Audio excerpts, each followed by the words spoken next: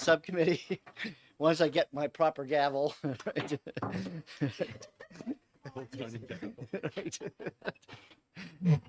Okay. All right, so do we have? 6:30. Yeah, in what order are we going in? So it's not necessarily my order, right? Okay. So, yeah, do we have? Oh, that's your. That was right. You took it from the calendar. Yes. Okay. Yeah.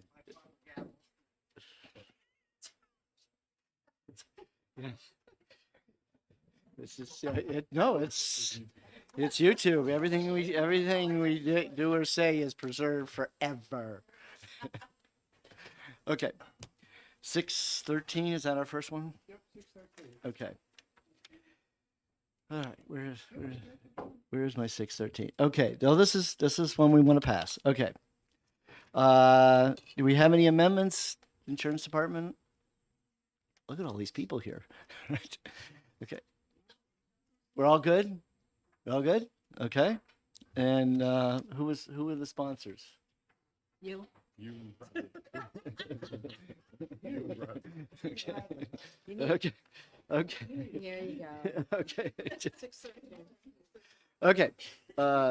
So I'll move and Representative Burrows will second. Ought to pass on House Bill 613. Is there any discussion on the motion? Okay, seeing none. This is the Insurance Committee, so this is, Terry is still missing? Post, Purcelli. Purcelli's missing too, right? Yeah, right. Okay. Myself, Calabro, and Vincent, he's missing too. And Gibbs. Gibbs is here. Yeah, I appreciate that. Okay, so this is okay. All right.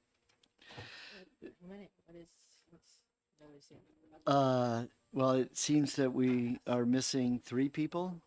Am I getting that right?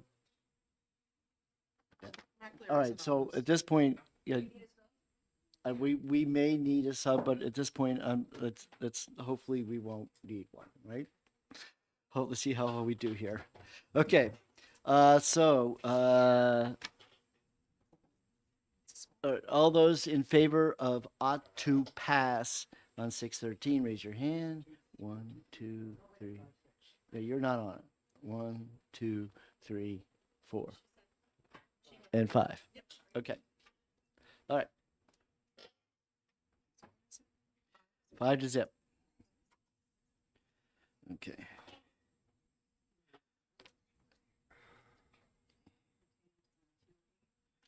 Okay. All right. What's next? Oh, here we go. Okay. So 303 is next. Relative to insurance coverage for pain management services. Okay. 303 we have already taken up, retained 7 to zip. So we're all set with that. Next is 414 PFAS coverages. Okay, so this one we were mailed out the codes, and whether the codes work or not, I think is best for us to retain this bill so we can find out whether these codes are working or not. And if there's not, then we'll have to revisit the issue come September. Okay? I agree. I just like to comment that an administrative health expert looked at the codes and said they're absolutely not comprehensive. Not comprehensive. Not comprehensive, exactly. There still could be some. There's something in there, but it doesn't cover Right. everything that we needed to cover. So, now obviously we don't have your consultant here with us today, but I could get them here pretty yeah, right. I bet you could. So the question I have is, and I've always wondered about that when it comes to these codes, is that if a physician thinks that getting tested is a good idea, and you say that not comprehensive, but theoretically it's sort of a grab bag. They could choose any one of those. Not necessarily, like he gave me an example of if you have a heart condition that might have been precipitated by PFAS contamination, it would not be covered, is what he said. Interesting. So there is a possibility that it could get rejected. Yes. Okay. So, I know it went many, many moons ago, I passed external review. Would someone, if if a physician put in a code and it wasn't comprehensive or would external review kick in, and would there be an opportunity to revisit that? You mind coming up to the mic? Sorry, because we want to preserve what you have to say forever and ever. Thank you, Chairman Hunt. I think there are a couple things that would come into play here. One, the health condition would be covered on its own, whether it's PFAS related or not. And secondarily, if a code isn't entirely comprehensive, there is an external review process. There's also a process to work with the providers and get your pre-auths as necessary. We have a team in our department that if there's somebody who doesn't feel like it's being approved appropriately, we can walk them through that process. I know that you've had Keith Nyan's number here before. But I think the coverage already exists, and as kind of medical appreciation for how to best treat it changes, codes will change and the way they're approved will change. I don't think, from the department's point of view, there needs to be a change today. We don't have a complaint that we're sitting on saying we haven't been able to get somebody coverage. Okay. Mitch, Yeah, go ahead. yeah, we had the person that submitted the bill had an issue. So that's why this bill is here. I'm not suggesting that nobody has had a complaint. I'm saying that the insurance department has never had a complaint.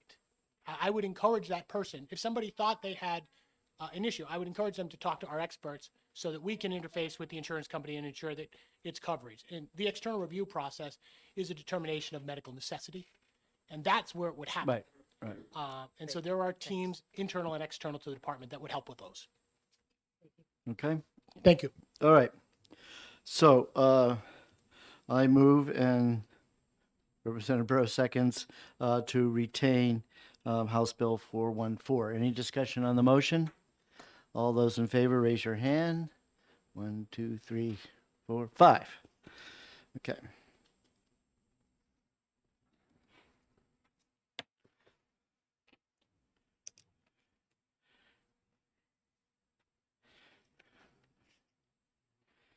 Okay. Beautiful. Okay.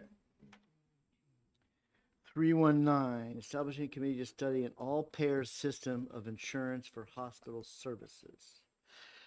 Okay, so theoretically, we passed this one. And then Representative Terry did tell me that he looked into Pennsylvania law and they hadn't passed it. The only state that actually did has passed it or has it in place is Maryland. And evidently Maryland has had it in place for years and years, and they have revisited many times. So basically, it's just the Maryland statute. Excuse me, can I just, about Maryland? Yeah. My Consultant. consultant, my husband, for being transparent, said that the Maryland all-payer system isn't a bona fide all-payer system. He said it's different. So if Representative Terry has his committee this summer, we could get more info on that. Right. So I guess I thought all payer was kind of a misleading. What it sounded like to me in the testimony was that what the hospital would be reimbursed was determined not through a contractual arrangement with insurance companies as we do it now, or the rest of us states do it, is instead it was predetermined by a state agency. I can't go deeper than that. Is that correct? There was a state bureaucrat? What was it done through the Maryland Insurance Department, or who was the one of determining the reimbursement rates? I'm not looking at you, Paula. Not this time, Paula.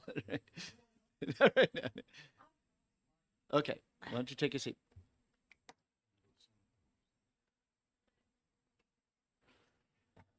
Good morning, Paula Rogers, and I'm here on behalf of Anthem this morning. And there may be people in the audience that know far more about this than I, but in a conversation I did have with the chair earlier we talked about Maryland in general, and my understanding is Maryland had a unique situation that sort of came forth in 1970 or thereabouts, and it sort of got control of an all-payer system with some sort of commission-like body. And it included Medicaid reimbursement, it included Medicare, which is pretty unusual, and the private insurers. And that system sort of went along very productively from Maryland's point of view for a number of decades. I do believe something happened 4 or 5 years ago where they sort of converted it into a slightly different model, but the same concept. It was hospital-based services and this uniformity around reimbursements that came from all the payers for a particular procedure. And my understanding is many people feel that this has held rates down, but it has not addressed utilization. So there's this human nature sort of thing where if you have a fixed rate, and in the old days you used to be able to negotiate that rate on your own, if the rate is fixed, there's this sort of pressure saying, all right, we feel maybe this isn't enough. How are we going to address utilization and expand that? So there's sort of that perverse concept that's in the background that people don't address very directly. So So that's, if they got it, if is this still in place, then they must have gotten a waiver, a Medicare waiver? they arranged with Medicare way back in the 70s. So And they got- Medicare They got their waiver deferred to way it. back then. So it was a unique So situation. they were grandfathered in. Right. Other states have tried to put some sort of modification in with sort of a percentage tolerance on rate increases carrier to carrier. So everybody struggles with this, and it's a complex issue, and each state, of course, has a different sort of geography to it as far as the payers that are in the system, which makes it complicated. So, is Anthem in Maryland? Sabrina Dunlap is here. Maryland, as far as I remember, is not in the commercial market, except let's put it this way, it's not in the probably individual and exchange market we have here. It would be in the commercial market. Okay, so of our other providers, there's insurer, is any of them actually in the Maryland market? I mean, I'm thinking about if we're going to bring consultants and experts on this, Well, it'd be nice to have someone in state who's actually, right, you would want to have somebody that has been in that Maryland system, and I'm Right. sure Anthem has some exposure in Maryland. okay, And I'm sure Cigna would have some exposure in Maryland. So you're talking about the big national carriers. okay. All right.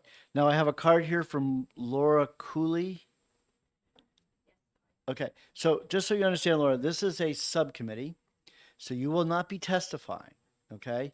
But if you would want to come in and say something or two and be willing to take questions, then we will certainly invite you up. Yes, this is your moment. Thank you. My name is Laura Cooley, and I live in Orford, New Hampshire. I moved up here in 2001, so I've been here for 21 years. I'm an acupuncturist. I had chronic pain for 17 years. I have 3 major instabilities in my spine, and for 15 years, I tried to get some kind of help for pain. Nothing helped Oh, me. have we got the right bill? 303. Oh, yeah, okay. I'm yeah, sorry. Sorry, we're all set on 303. I I'm know. sorry. Okay. I thought you were talking about this bill. Sorry. No, I no, wasn't that's paying why I was attention. leaving because I realized, no, okay. you're done. Okay. But thank you. Thank you. All right, sorry. Okay. Representative Terry, you're not excited about researching this what Maryland does and see whether it'd be a good thing to do in New Hampshire? You were My mother always told me that I should answer a question the way that it was put to me, in which case, Mr. Chairman, I would have to say, I am intrigued by this. However, since you threatened me what? with the chairmanship of this study committee, Well, that was I an decided offer. that it would be important for me to do some additional research to see what I might be getting myself into. And when I did that, as the chairman knows from my correspondence with him within the last 48 hours, I found that there were more questions that were being raised. And so I shifted my position, as the chairman knows, and now all of you will know, from ought to pass to retain. I think it's an intriguing idea, but it's an exceedingly complex subject. And I think that it would be premature, in my view, to take the step setting up a study committee at this time. And just to cite as another example, I believed in testimony that we heard that there were other states that had adopted such a system. And one of the states that was cited was Pennsylvania. So I did an extensive internet search for information with respect to the passage of such a system in Pennsylvania and couldn't find anything. Furthermore, I couldn't find anything about an all-payer or single-payer, whatever, system in Pennsylvania. Furthermore, the language of the bill requires that the governor appoint an expert who resides in New Hampshire, an expert on the Maryland system. And I thought it was rather curious that we're this far along in the process of considering this bill, and we have absolutely no idea whether such a person even exists. So I think that this bill begs for a lot more work, and that's why I would move my position from OTP, as I had expressed earlier. Irrespective of the threat of the chairperson, I think on the merits, this bill needs to be retained. And the threat still continues. If we retain it, I will still put you in charge of the. In which case, I will have to think about this over lunch. In which case, it would be too late. So So in terms of retaining it, we would just, the difference from yes, the bill as it's written, which is notwithstanding, it's got one person from the Senate and 3 yeah, House members. Right? one, Oh, just one and one. which I pointed out. Which is a little, no, 4 members of the House. And 1 Yes, in the Senate. 4 yes. members of the House. So, for So- all intents and purposes, it would be not much different than retaining, except it then has all these other people who shall be solicited, which can still be solicited if we retained it. So retaining is not a bad idea. I think they have a lot more work to do to satisfy me. This bill's vetting by this committee has not reached a level at which I am confident in being able to vote one way or the other, up or down. And so if I was pushed, I would have to say I would vote inexpedient to legislate between ITP and OTP, because ITL and OTP, because it can always come back in the future. So the question for me is it worthy of work at this time, but by this committee, or do we just say no and ask the sponsors to do some more work on this before they bring it back in a couple of years? All right, so that's the question. Okay. That's Well, that's my conundrum. Yeah. Yeah. I guess given that the awkwardness of the situation here where we actually took action to pass it, I'd be more inclined, now I'm going to be looking at my leadership, minority leadership, I'd be more inclined to retain it, and then I will personally take charge of finding someone who is an expert on Maryland to come in and testify to the committee. And I'll Sounds like a plan. discharge you from that responsibility. Thank you. So, because I'd be interested to hear what they did. I appreciate being would- discharged it would- rather than jettisoned. Thank you for your choice of words. Yes, thank you. Okay. So, are we comfortable to revisit this and then retain it? Okay.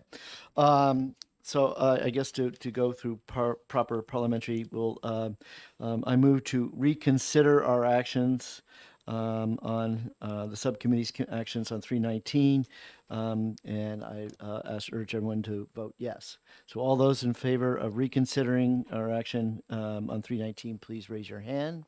1, 2, 3, 4, 5, 6. Okay, and then I move that we retain this bill. All those in favor? 1, 2, 3, 4, 5, 6. Okay.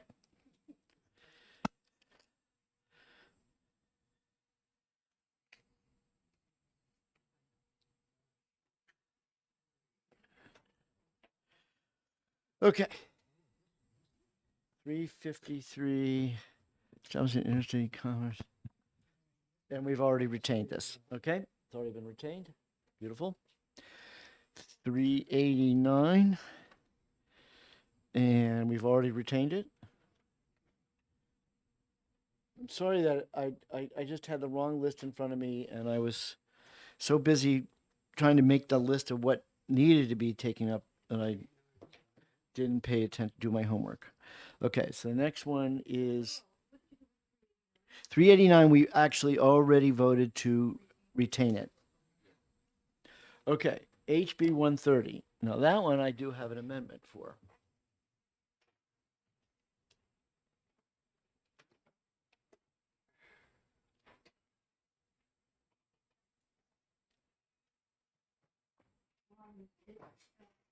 Excuse me, what did we do with 353? That was retained earlier, okay.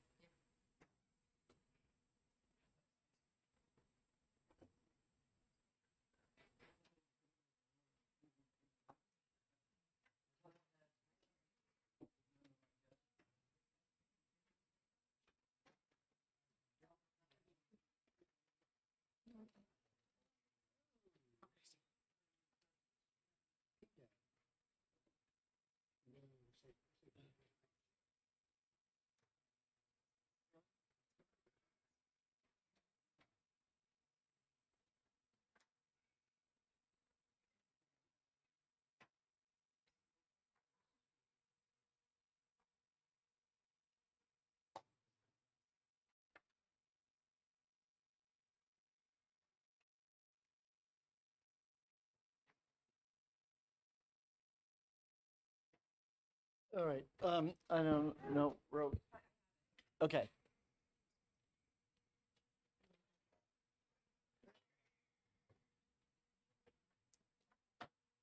Right on this plug. Okay. So we'll hold this off until while you go. Okay. I do 25 now.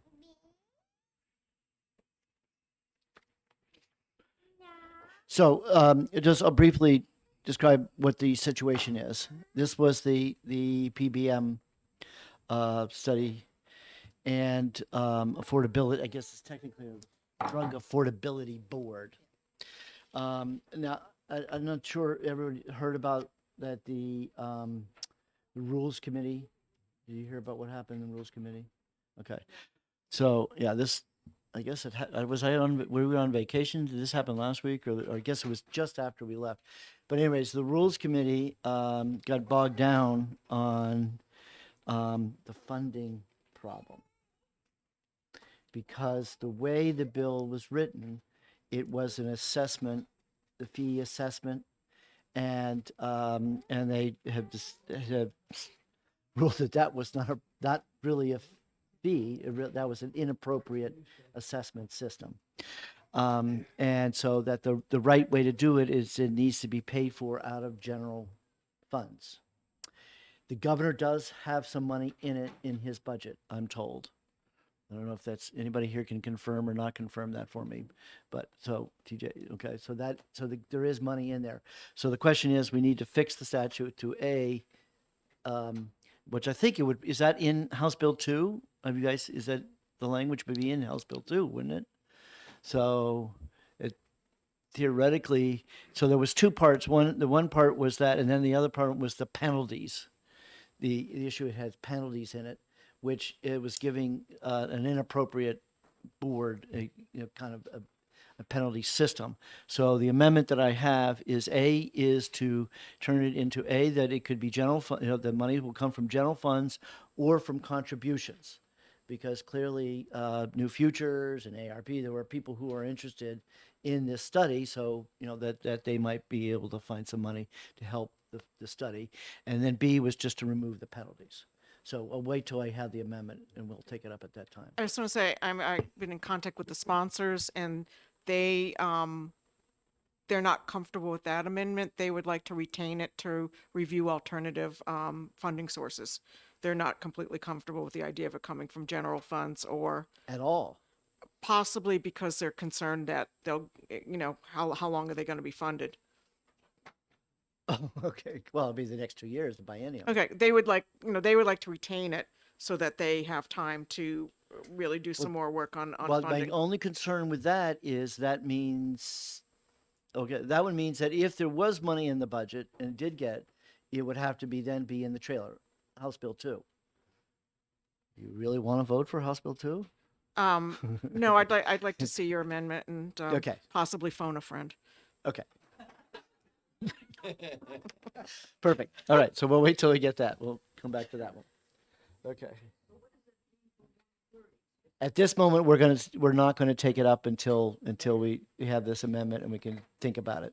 But we have, just so everybody knows, we technically, we do have an exec session this afternoon. We don't have to take up everything this afternoon. And then we have next week. And we can't be Tuesday because Tuesday is town meeting day. So I would be doing everything on Wednesday. So anything that's left over from what we do this afternoon, we would schedule for a subcommittee in the morning of Wednesday and then exec it Wednesday afternoon and have to have it done. Because I don't want to come back on Thursday. But if we have to, we would come back on Thursday. But we wouldn't want to get everything done next week. But my expectation is we're going to try to get through everything today in the afternoon in terms of execing for. But I know there's at least one bill, and that's Keith. DAP, is that the right way? Dow. There is such a thing as a DAB. Yeah, too. Right. So we're still, those are still have to be addressed. We're going to have to put that off till Wednesday next week, anyways. Okay. So do you want to sit on this for a moment? Yeah. Okay. Fine. All right. No problem. All right. Moving on. 172 has already been retained. 7-zip. 383 relative to provider contract standards for pharmacy benefit managers. 383. We've actually retained this already. Okay. Next is 426. The pharmacist in charge. So 383 was retained. Okay, 426. I have that we want to pass this. Okay, is there any amendment? Whose bill is this? Right, it's Roford, okay. Does anybody have a problem with passing 426? Speak now or forevermore hold your peace. Okay, good. OTP. Who'd like to move this one forward? Okay, Representative Spear. Well, no, you can't. You can. But I'll do it for now, and then you can do it later. Okay, Calabro. Calabro wants to do it. Great. Representative Calabro, seconded by myself, moves OTP on 426. Is there any discussion on the motion? Seeing none. All those in favor, please raise your hand. 1, 2, 3, 4, 5, 6. 6-zip. Okay. This is perfect because we have one on each side is missing, so this is pairing. Okay. All right, next is 513, relative to affordability and safety of clinically administered drugs. Okay, I think I have an amendment on this one, right? John, I have a question. Okay. Okay, actually, yeah, so we're still waiting for legislative services, Chris, is that? Oh, wait a minute. Yeah, 513. Yeah, the one we just sent this morning. Okay. All right. So for the committee members, I have yeah. a question.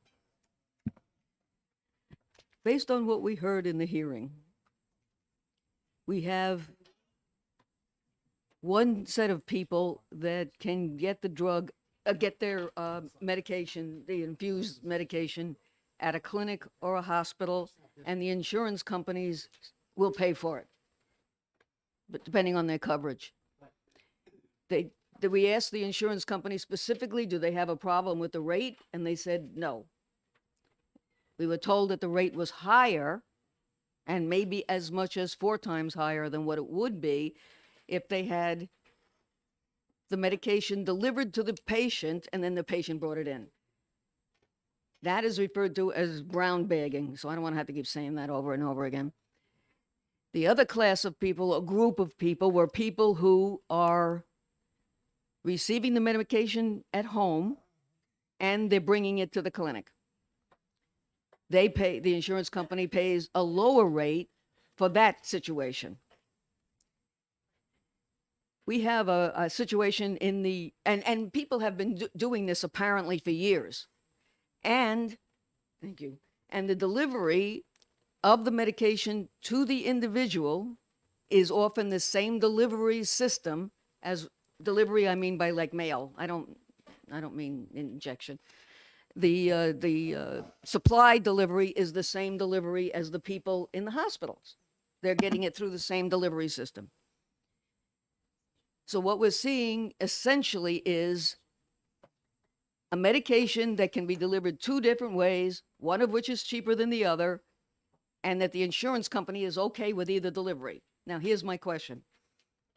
We have about a 20% underinsurance rate in this state. That's about 20% of the people who are between 18 and 65 that are hanging on by a thread with the amount of insurance that they get, that they can afford to buy. Those people, if they are not allowed to brown bag their medication, they won't get the medication. The people who can afford or have access to the insurance where the hospitals are getting more money is actually a help for the hospitals. The patient is getting what they want and the hospitals are getting a small subsidy. And we know that in New Hampshire, especially up in the northern part of the state, our hospitals are totally beleaguered. We're losing hospitals, they're consolidating, we're losing services. So the fact that this is an agreed to plan to help them out a little bit doesn't seem that it hurts anybody. So here's my question. Who is benefiting from this bill? It isn't either of these two groups. It isn't the patients on either side. Who benefits from this bill? Okay, so what we have in front of you is the amendment that Representative McGee brought in with a little bit of changes, and I would say the biggest benefit was actually in his original language, which is that the reimbursement rate will be at what the insurance company normally reimburses if it was directly purchased through, let's say, a pharmacist. So that will save all ratepayers. Just hear me out. Will save all ratepayers because now the insurance companies won't have to pay out as much to the hospitals. So that's in Roman numeral 2. Roman numeral 3, if you look at it and see how it's written, a patient may opt in a program by which, and as the health authority, that's your brown bag right there. So basically, to answer your question is, who will benefit from this? Everybody is going to benefit by passing this. Because, I'm sorry, I'm not naive. I do not believe that for a second. But as long as they allow it to be opt-in, I can live with that. Good. I don't ever believe that in my lifetime, and I'm old, and I'm older than you are, I have never, ever seen insurance rates go down. Not ever. Okay, so guaranteeing that insurance rates would go down would be a very dangerous premise for me or anybody to ever say that. Okay, what I do know is that we have a law that was a part of the Affordable Care Act, and which is called the minimum loss ratio, and which basically says that a premium is determined by how much the insurance company pays out. Okay, and so therefore, if the insurance company can pay less, then it will have an impact on that minimum loss ratio. And not saying that, notwithstanding other factors, other new pharmaceutical, other new cancer patient medicines that might come out. But in this case, at least we have addressed that problem of that the hospitals were billing for these cancer medications at a rate that was 4 times higher than what would be paid if there was a brown bag option available. So the hospitals themselves, though, are still going to, I can't read this thing fast enough, I'm sorry. But Well, you you seem saw, to be this amendment was in the hearing. was in where? When we had the hearing on this bill, Yeah, everything you see in here yeah, was in what that case, I didn't see, you, right, I yeah. did. okay, I understand. Representative Gibbs. Just to be sure, this amendment has been reviewed by the sponsor and the sponsor is okay with it? Uh, okay. Yeah.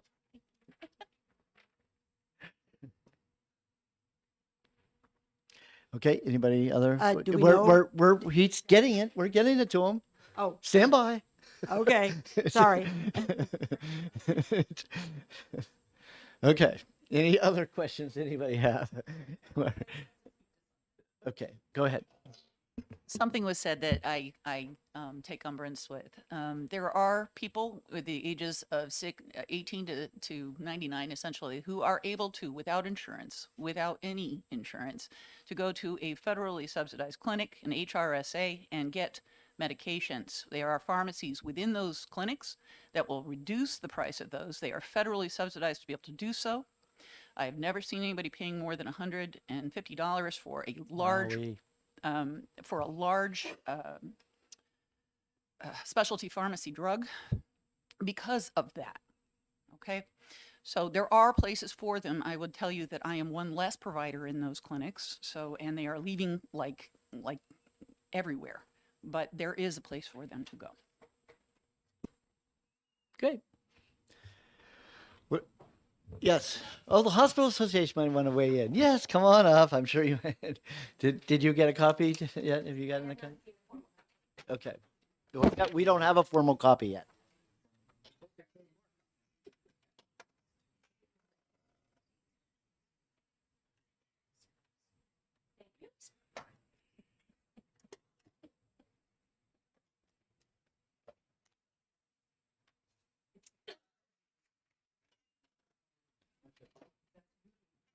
For the record, my name is Kathy Bizarro-Thunberg, Executive Vice President, New Hampshire Hospital Association, representing all the hospitals in New Hampshire.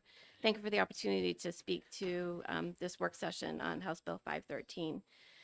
We do have concerns with this bill and the amendment. When we came and testified, we had just been handed the amendment, so we didn't have a chance to review. We've had a chance to review, and we still have concerns. And in fact, we believe that this bill is not ready for prime time. There are many complexities to this particular topic. And in fact, the sponsor had said that his bill addressed both white bagging and brown bagging when he testified on the bill. And we don't believe that the bill covers white bagging at all. I think the That is language true. in here is only brown bagging. The sponsor also said that his language moves the practice of the payments to a pharmacy benefit. Again, the language in this bill is not clear at all that that is true. So we believe that if it does go to a pharmacy benefit, the people who will be impacted will be the patients themselves. Typically, pharmacy benefits have a lot less coverage from medications, and so they have high deductibles and high copays. So the person who's paying more out of pocket will be the patient. And then lastly, it only amends the managed care statute. There are other insurance statutes that are not contemplated in this bill. So we think there could be some loopholes here with the consideration of this particular topic. Also for clarification on, I think Representative, you had questions about brown bagging and white bagging and how that actually works. So both those practices are insurance company required practices, so it comes from them. They're the ones who are going to be benefiting financially because most of the specialty pharmacies that they require to be used are their own specialty pharmacies. So they're paying themselves. So that's where the money is coming from. So I just want to make sure that that was clear to the committee. And for all those reasons, we believe that this bill, because of those complexities and not having a full view of the particular issues at hand, that we believe this bill should be ITL'd or at a minimum retained. So I'm intrigued by your concept that if you move from the hospital benefit to the pharmaceutical benefit, that there is a potential that the patient would have to pay more out of pocket. Correct.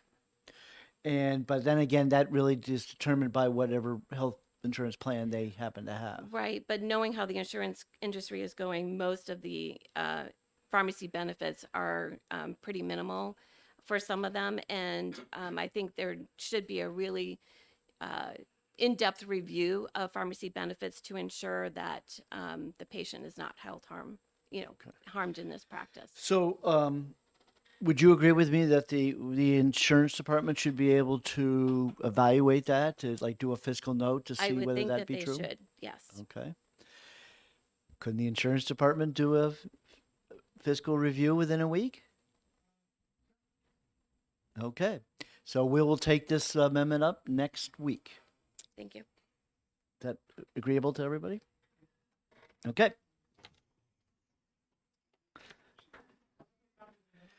As soon as we get it for you, right? Okay, so we are leaving that to G. Okay, okay, 479. Okay, this is another insurance department, and we all, no amendments? This is a clean insurance department, you all set with this one?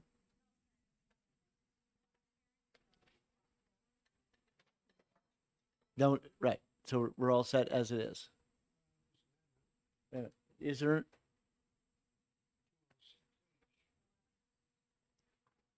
Oh, so we have an amendment in front of us? Did we have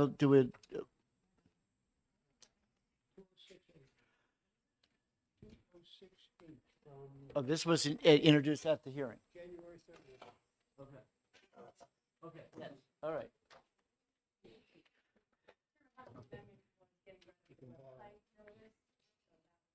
So it is the, yeah, is it, this is was Will Infantine's amendment?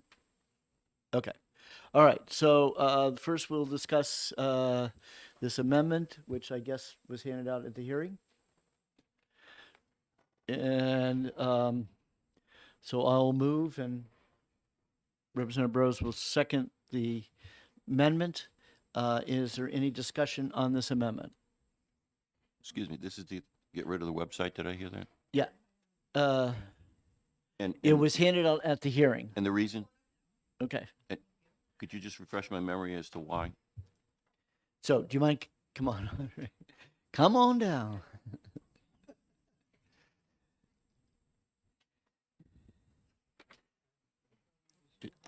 Just- Good morning. I'm Heather Silverstein, General Counsel of the Insurance Department. This amendment was brought forward after having discussion with industry, and this is the part of the bill that dealt with our administration fund, and we send bills that basically fund our department as part of the administration fund to our licensees.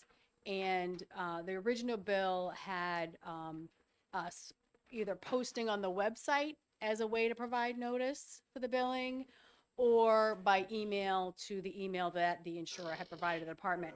After having a discussion with industry, we agreed that it's not fair to have a posting on the website, and it's more direct and more fair to our licensees to have it just be the email notice. And so that's all this amendment is pertaining to.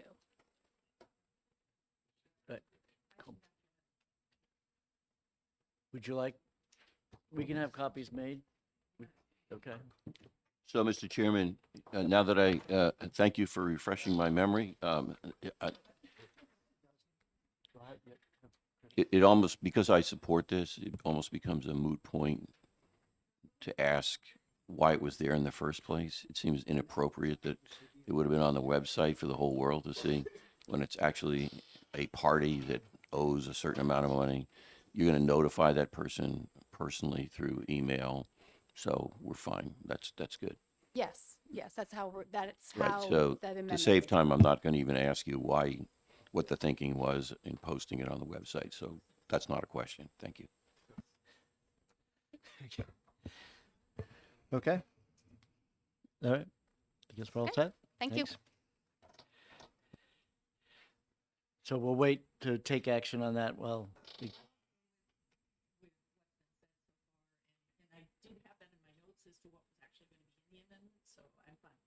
oh, okay.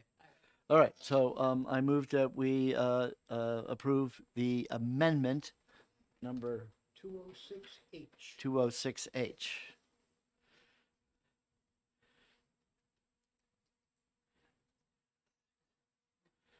Okay. Any discussion on the motion about to pass on the amendment? Seeing none, all those in favor, please raise your hand. 2, 3, 4, 5, 6. Okay, and I move to pass as amended. Second, Representative Burrows. All those, any discussion? Seeing none, all those in favor, raise your hand. 2, 3, 4, 5, 6. Okay.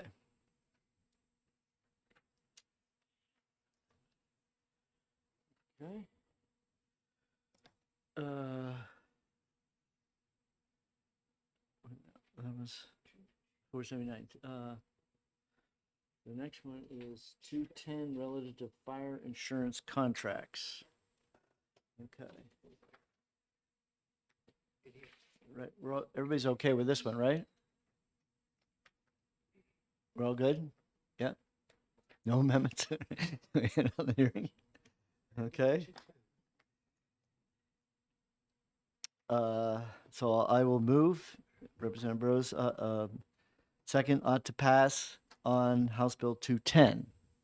Any discussion on the motion? All those in favor, raise your hand. 2, 3, 4, 5, 6. Okay.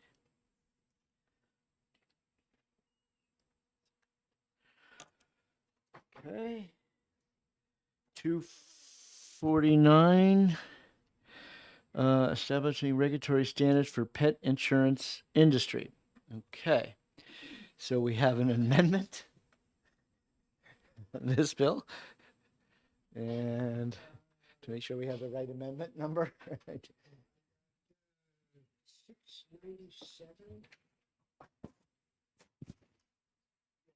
697H.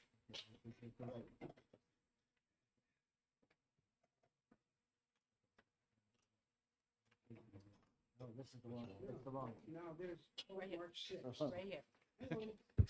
March 6. 750. So just on the committee, I've been trying to do some research on what happened last year, and we're scratching our heads. We have no idea how this one slipped through the cracks, how the mistake got done in the first place. I can only imagine it's one of those classics that miscommunication with legislative services, and Yeah. much like. No, it doesn't resolve it, but just say that's why, in the first time, what happened last year, why they replaced this language in the statute, why they didn't do a Roman numeral 3 back then. But at least we will get an opportunity to fix it. And it turns out that the Manchester's health department actually follows the statute. And that's really how the state statute. So ironically, no, it wasn't the actual sponsor having a problem, but then he doesn't have anybody inspecting. He doesn't have a state inspecting his facility anyways. But that it was ironic that a city discovered the mistake. Mm-hmm. So, but at least we get it fixed now. All right. So we have an amendment number. Yep, 750H. Okay. 7. Okay. So I move and seconded by Representative Belo. No, sorry, you're not on the committee. Right. Yeah, can I just ask a question? Yes. go ahead. I just want to make sure the insurance department is okay with the amendment on this one. They want to pass the bill. In terms of not jeopardizing the pet insurance piece of it. Well, I'll let you know about that after you all vote. If you all vote for it, then I think we're in pretty good shape. But if there's dissent, then obviously that makes me a little nervous. But in all honesty, I mean, we don't have a position, but I sat in on your discussion yesterday, and it seems to me as though what you're doing is bringing back a statute that seemed to perform very well for a number of years. So that wouldn't strike me as being necessarily controversial for anyone. But that is my opinion as a former legislator and not necessarily with the insurance department. So I think we're happy. Okay, any other questions? Thank you. Okay, so all those in favor of the amendment, please raise your hands. 1, 2, 3, 4, 5, 6. 6-0.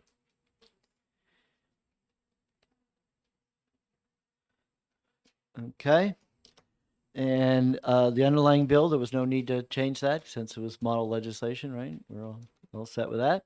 So all those in favor of passing 249 as to pass as amended, please raise your hand. 1, 2, 3, 4, 5, 6. Zip. Okay. And, oh, sorry. Okay.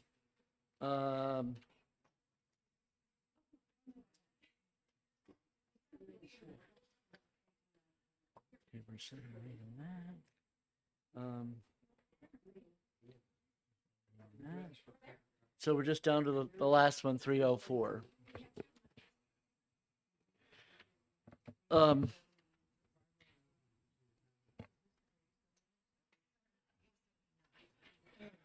Yes.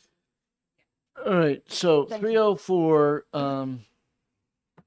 this was the proactively educating people. Is that what I would call this? As though, well, it's consumer protection. You know, I was thinking, I had somebody who I just happened to notice he has a truck that has the check engine light on. And I asked him, I said, well, why haven't you had that fixed? And he said, well, I did. And they said it was one of those electronic things and it would cost him $2,000 to fix it. And that he didn't really want to fix it for $2,000. So the question is, notwithstanding your bill, which is that you're trying to educate a consumer by RSAs, which I'm sure consumers are not really reading our statutes that closely, but that what happens if someone really didn't, wanted the cheap windshield, he was an old car, wanted the cheap windshield and knew that they were losing out on the backup feature or the safety features that glass had. Shouldn't they be allowed to make that decision on their own? Shouldn't they be able to just say, I don't need to do it? Yeah. Thank you, Mr. Chairman. Yeah, of course. And from my 4 years on this committee that I don't believe in legislating common sense in most cases. So I completely agree with you. They should be, and this bill allows for that. But it also allows for a tiny bit of education.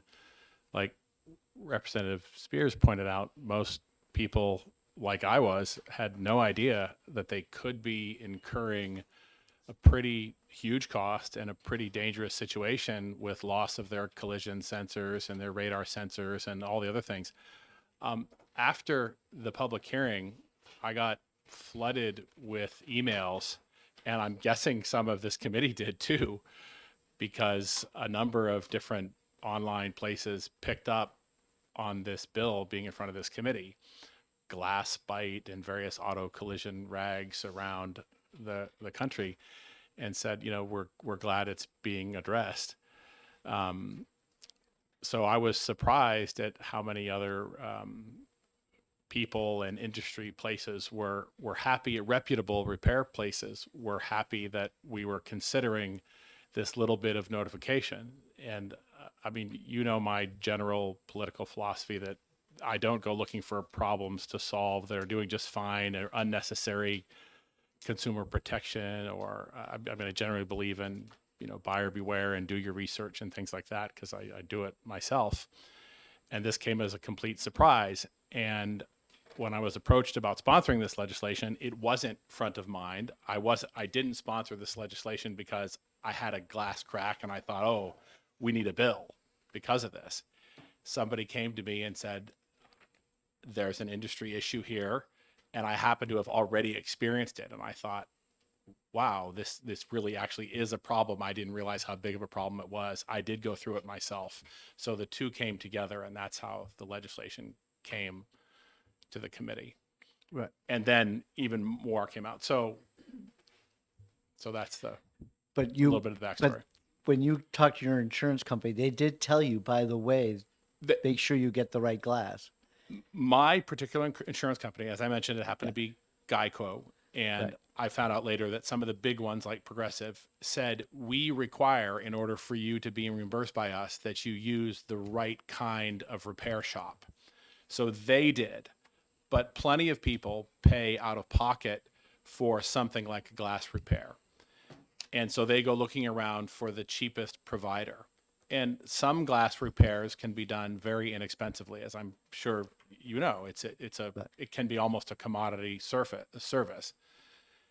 But these days, there's what I discovered was there's a lot more to it. I mean, if you have an old clunker or you have an older vehicle that doesn't have all those sensors, it's not that big of a deal. But it's a safety. What I discovered was it's a safety factor in cars after a certain year. And forgive me, I don't remember exactly what year, but I think it's fairly recent. I'm sure, and there's an expert here that probably could tell us, or somebody may remember from testimony. So for me, it's a safety factor, and I'm a 30-year paramedic and have seen an awful lot of bad bad accidents and things. So, and we're all at times inattentive drivers, and I've heard those alarms go off, and I'm pretty glad they're there.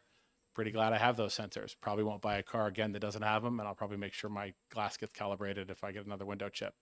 So don't think it's a bad bill. Don't think it's harming anybody. I don't think it's unnecessary regulation.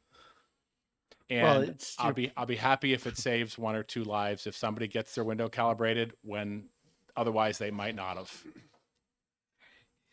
The Consumer Protection Act is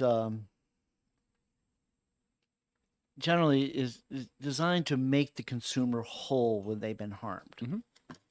So the question is there anyone out there illegally putting in or fraudulently installing the wrong glass? And then once a consumer finds out that they had the wrong glass installed, does not make the consumer whole by replacing it with the proper one. No, I don't think there is, to be honest with you. I mean, I don't know. I haven't done that research, but I don't think so. I think what this bill does, it just directs them. I think they're going to get good glass installed. And I think this bill is designed, my intent for the bill is that they would then get directed to somebody with the proper calibration. So you can have the mom and pop or the less capable glass service install your glass, but then you're told ideally up front, hey, we'll do your glass, but you have to go do part 2, or you should go do part 2. You can neglect to do that. You can ignore them and say, I'm fine with my sensors not working. Like you said, that's your free choice. Take the discount glass job, save a few pennies, but understand that all your stuff doesn't work now. Your heads-up display is not going to work. Your collision warning, all the stuff's not going to work. Your lane keeping, all that stuff, and save the money. But we just want to let you know that it's not going to work. So don't come back to us because we can't fix it even if we wanted to. But at least here's a list of people. It doesn't even say they have to type. I got it. I'm gonna, yeah, okay, I got it. So, Representative Spear, you would like to Yeah. weigh in on this? I looked into this, as you know. yeah, we had a lot of conversation and unbelievable amount of research. One of the things in that way that I have, one of the things I found was that new cars today don't come with operators manuals anymore. They're built into their electronic systems. You have to look them up on your little car dashboard. So my car being 13 years old, I had one, so I saw what had to be calibrated.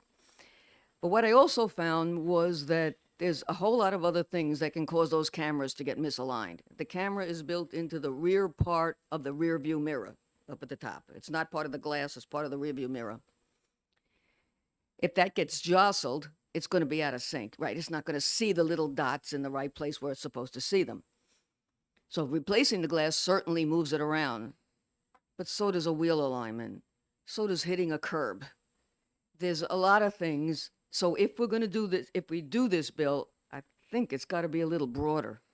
There Because could there's be a more- laundry list of things that need to be. There's a added. laundry list of things that can cause this camera to get out of adjustment. It's the glass, certainly, but it's not the only thing. The recommendation in a Ford, the brand new Ford Mustang said that you got to check it even if you replace your tires. So while I think we should do something, maybe, I think it's got to be broader because it's not covering the whole issue. And unfortunately, people don't sit in their cars and read their little manuals. I probably would, but other people wouldn't. You like manuals. So, Mr. Chairman, some other states had much broader bills, and they were difficult to implement and difficult for the collision repair shops to deal with. This is a simplified version that just notifies the consumer, makes them aware of the issue, and lets the consumer. It's the New Hampshire way to implement this. I think, right? It's a notification, makes the consumer aware. In your opinion, yes. In my opinion, and I think it's shared by Okay. the spirit of the committee. I don't have a problem with limiting it, but I just wanted Yeah, folks to know that it's the broader I'm less problem. inclined to get too excited about this bill. I mean, it's just simply, notwithstanding that it now opens up this opportunity for everyone to come in and every little issue when it comes to saying, boy, that I don't see it did as a not know slippery there's a slope. problem, and as someone who's been spent the Consumer Protection Act, being on this committee all these years and being part of I have just am so wedded to this. What the purpose of this act? It seems to be a little awkward to be adding this to the list, but I don't see it as a slippery slope. I'm but- not really excited about it. So if you wanted to retain it so that we could add more items to it, and you're saying, no, don't do that. So yeah, Representative Terry. Mr. Chairman, you mentioned under the Consumer Protection Act, which you're citing in reference to this, Yeah. the requirements of this bill, fraud. So I'm wondering that the way things stand now, how there could possibly be fraud.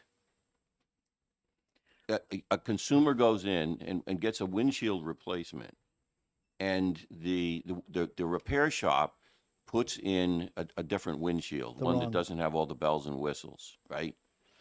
Because that's what the owner of the vehicle was quoted. So how did that become fraudulent? How could that possibly Well, he be did considered say he fraudulent? didn't think there was There actually is there any is fraud. no fraud. So the consumer protection that covers fraud doesn't apply here because there's no fraud. However, if you have this statute in place and that were to happen, then there would be a violation of law. Correct? So, Representative Cherry, thanks for bringing it up. I'm not an attorney, nor do I work in the Consumer Protection Bureau. Well, but I don't in my either. opinion, separately as a consumer, the only time that I would perceive it as fraud is if they told me you're going to have a fully functional windshield with all your sensors, and somehow they made me believe that, and then I didn't. But I think that's another reason to pass this bill because this prevents that. This discloses that you're going to get your car back with a working windshield the way you had it when you brought it in. And I think most reasonable consumers, most prudent men would think they were going to get their car back working the way they brought it in because most consumers don't realize how sophisticated their windshields are these days. That's the point. That's the way I was. Got it. And No, I'm I a got it, reasonably but here's sophisticated where you're consumer. missing. The Consumer Protection Act would only really kick in is if the guy, the window repair guy, the guy who put it in, who gave you misinformation, refuses to put the right one in. In other words, the consumer protection is to make you whole. Exactly my point, So, Mr. so Chairman. therefore, that to me is fraud, and that's already in the Consumer Protection Act. Mr. Chairman, that's exactly my point. We want to keep those little guys in New Hampshire in business. We want to make it so that they can repair and do their business in New Hampshire on these sophisticated windows because right now it's difficult for them to compete right? We want to make it so they can compete with the big guys. They can still do the glass without having grandma and grandpa come back and say, "Hey, you ruined my windshield. Now you can't fix it," because they don't have the capability of doing it. So Then they have here's- to just give you your money back. Correct. As long as you And give do you your do money back, then do- you're all do- set. Do you want to put the mom and pop glass shops in that position of giving the money back? I would hope the mom and pop shop that don't. You have not convinced me that mom and pop shops actually do that. Wouldn't I it- don't. I have not been convinced that there's actually a problem here yet. Wouldn't it be better if they just told the consumer up front, we can do your glass, but we can't do your calibration? Wouldn't that just be a simpler solution? I hear where you're coming from. So thank you very much. Thank you very much. Okay. So I don't know how the other committee members feel, but I don't want to pass this bill. So I mean, I'll retain it if you want to continue the conversation, but otherwise I would just assume. I would make one comment. Not that I'm allowed to vote, but Well- you know, what the heck. The problem is really the car manufacturers themselves, in reality. We can't do anything about them, but that is where the problem is. I hear you. You So know. Representative Gibbs, what do you think? So- You'll be next, Terry. Well, I think that this is a small problem perhaps, and there are bigger problems out there. But by passing this bill, it sounds to me that we would do something to help with the small problem. And therefore, being a member of the subcommittee, I move ought to pass. Okay. Well, Well, right now could we're we- going to do a straw conversation. Okay. Okay, Representative Terry. So on the question of misrepresentation, I just need to help on thinking this through. So a car owner goes to a one shop and gets an estimate of $1,500 because it includes all the bells and whistles. This is hypothetical. Then goes to a second shop, and the second shop says, well, when we develop this estimate, it needs to be the windshield that is the original replacement and has all the bells and whistles. That's, $1,450, right?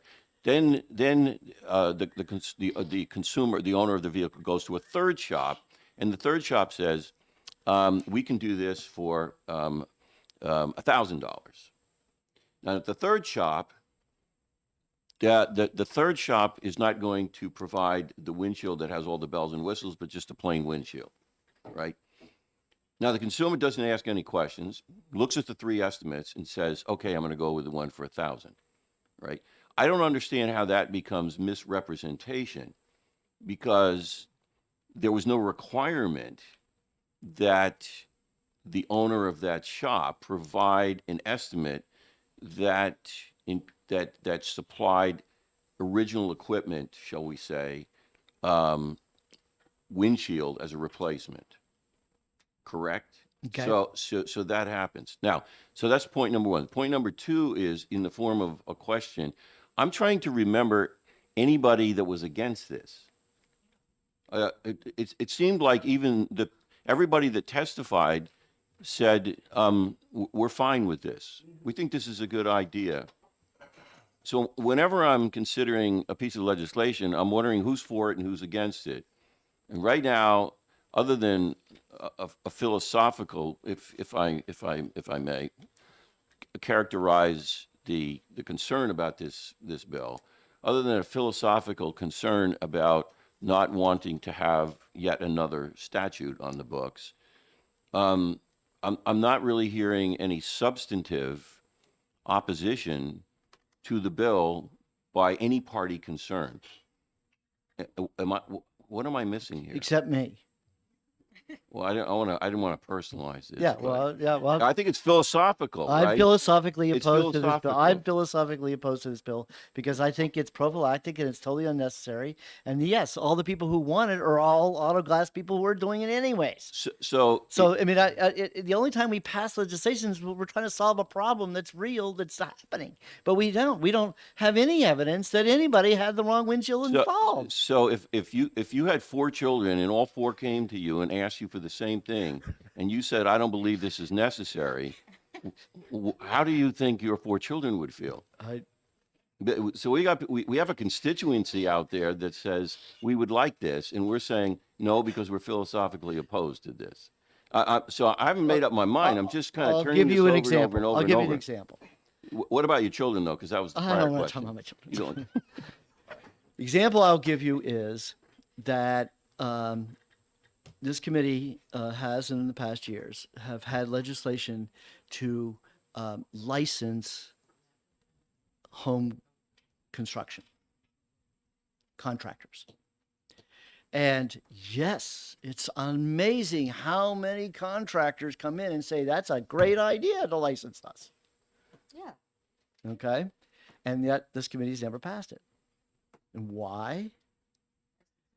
Because we know that it's going to mean, at the end of the day, means that you have limited the number of people who are contractors. You have now and you have no way to have the state licensing bureau to ensure that the contractor is actually competent, other than you've given them a license, and then you have John Hunt's rule of licensure is the only reason we give you a license, and so we can take it away when you've done something bad. So I suggest the potential flaw in the illustration that you've given us might be that with respect to the contractors, you have a lot of mom and pop type handy men and women out there who do these sorts of things. And so if you were to require a license in order for anybody to do any of this, you certainly would be foreclosing the possibility that many would even enter into the field of handy person. Right. All right? Okay. It's So it would be prohibitive. The legislation would be prohibitive. And all I'm saying is that I'm unaware, I need to be made aware of repair shops that do glass replacement that would effectively be driven out of business if what everybody else is asking for were to be placed in statute. if we were to try to pass legislation for every time there's a possibility that somebody could get the wrong item, that statutes would go forever. I mean, it's innumerable. Let's just stick to the problems that we have to fix. Let's not create. I mean, and it'll have unintended consequences, and I don't feel the compelling need for it. I really don't. So in your view, those who came and testified in favor of this bill, and nobody All testified against auto it, all of guys. the, all right. They were that all effectively- already on the that- list of the that- insurance that company. a possible motive of these individuals is to preempt others from entering or participating in the market. I think they're only here because he put the bill in. If the bill hadn't come in, if he hadn't introduced the bill, we never would have heard about this problem. Okay. Well, they wouldn't be in here because there wouldn't be a bill. Well, no, they Okay. didn't put the bill in. Thank you. They would not put the bill in. I mean, if theoretically, if they saw this big problem and they hire a big time lobbyist, he would be running in here with this bill and saying, yeah, this problem is huge. You got to take care of it.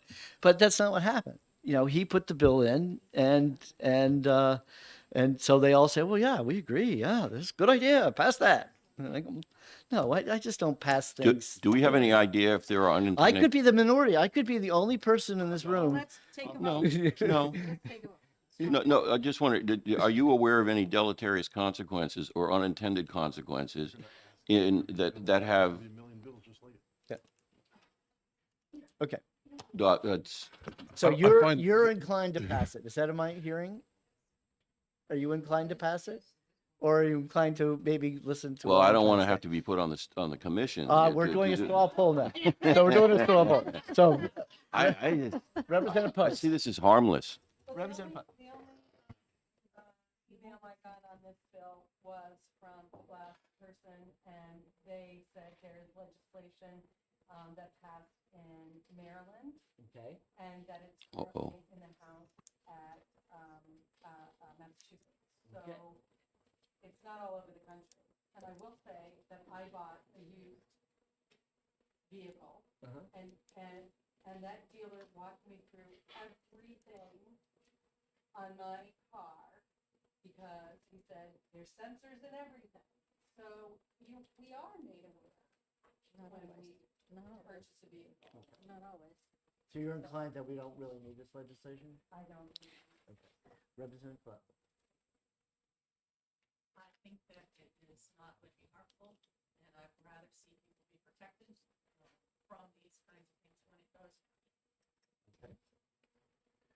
So in terms of the anyone- committee, so Gibbs is for it. I'm not, no, I'm not, I have a question before I indicate where I'm going with this. Well, she has her I hand up. understand. So Well, I can't- do you have something more you want to offer, Representative Gibbs? I did. I do.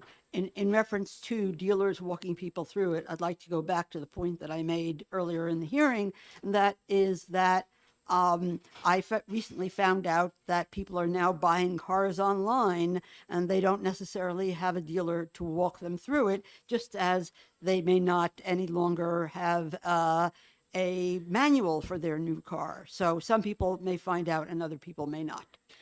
Okay. So irrespective of the question of fraud, which is a technical question and a legal question, are we aware of anybody who is unhappy with the current state of affairs because they were harmed as a result of the wrong glass answer being is no. installed in their Nobody- vehicle? the only to rehab this So bill lots of is so because so one so if representative- we're gonna enact a statute, more often than not, we do so because there's a problem. So in the final analysis here, you're correct when you use the term prophylactic but nobody has been harmed. Nobody has complained. Absolutely nobody has complained. So we'd be making a law for a situation that doesn't even exist. We don't have to remediate anything, correct? Because there's nothing to remediate. Are you following me? Yes. Well, yes. I'm looking for I'm I'm looking for a agreeing. Yes. bobblehead here. You got it. All right. By George. you Well, got it. it's great that everybody already had this, but for the benefit of those who may be a little slower, that's fine. We worked this through. I can't understand well, why we have all these. I- people I in am the a- room. Okay, But I'm a they pro- obviously are entertained by I'm a our process. conversation. My in-laws are stuffers, and I'm a verbal processor. So for the benefit of any who are verbal processor, it's all been laid out there for you. Thank you very much. I'm Representative finished. Gibbs would like to. She's a member. Didn't Stuffer is somebody somebody who doesn't express themselves Okay, verbally. Yes. didn't somebody come to the sponsor and say this is a problem? No. No, the sponsor, he had told me this was something that happened to him. He had the phone call. He was told on the phone by his No, insurance I company. understood that part, but he also said that that wasn't. And is he still here? Is he gone? Evidently, he left the room. Ah, well, okay. Then maybe one of us misunderstood him, because what I heard him say was, "This happened to me, but that wasn't why I brought the bill. I brought the bill because somebody else came to me and told me about this problem." And I don't remember him saying that. What he said was that this happened to me and it could happen to somebody I else. kept hearing the could, but I could be wrong. At any rate. No. But Yeah, none that's of this even matters because just passing this bill doesn't fix the problem. Even Right, if you it's- did pass the bill, it doesn't fix the problem. Okay. Because there are so many other There's so many things that could issues. knock that camera Okay. out. Right. All right. So Representative Gibbs has made a motion of ought to pass. Is someone seconding that motion who's on the subcommittee?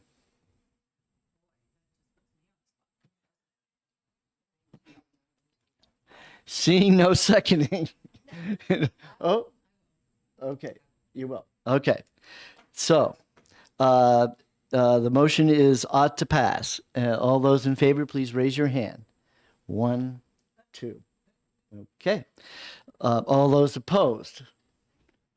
1, 2, 3, 4. Okay, that motion fails. I move inexpedient to legislate. Do I have a second? Thank you, Representative Post. Any discussion on ITL? Seeing none, all those in favor of ITL, please raise your hand. 1, 2, 3, 4. Okay.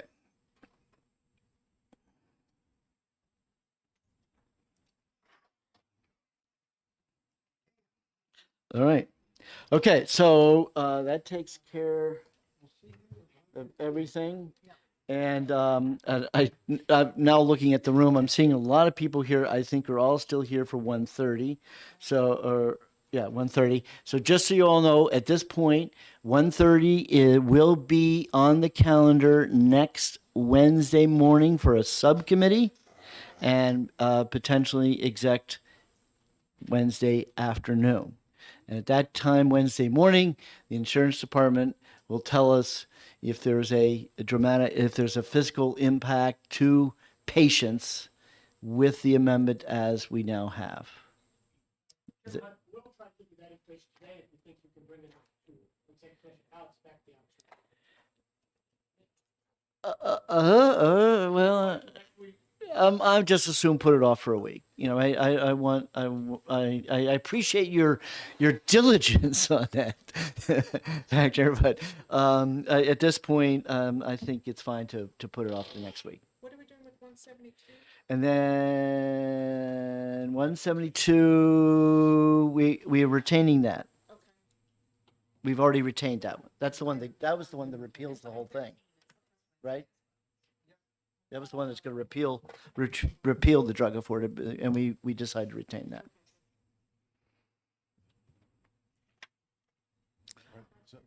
And you do have the amendment now. Okay, so certainly, well, the most important person is the insurance department because they need to make a fiscal note on it. Is that okay? All right, so we're all done until 1:15.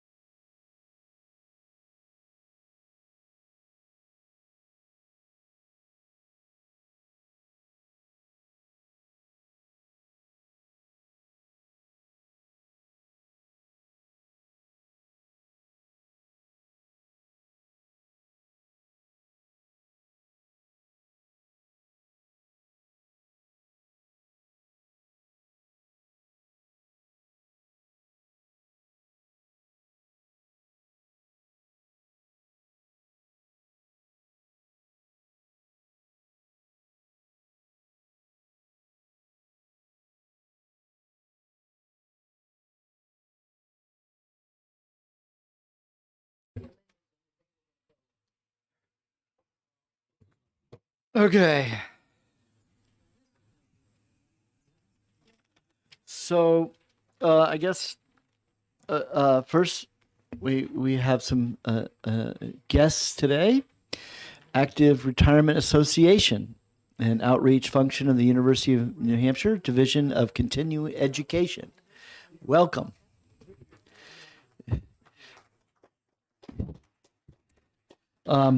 This is actually a fun committee to be because we usually get along pretty In well. your unbiased opinion. And I sit. I've been. My name is John Hunt. I've been serving on this committee a long time. I was first elected in '86, 1886. and my first term was science and technology, which you're actually sitting on the science and technology side of the committee room, and I couldn't get off that committee fast enough, and because it was all anti-Seabrook stuff way back then.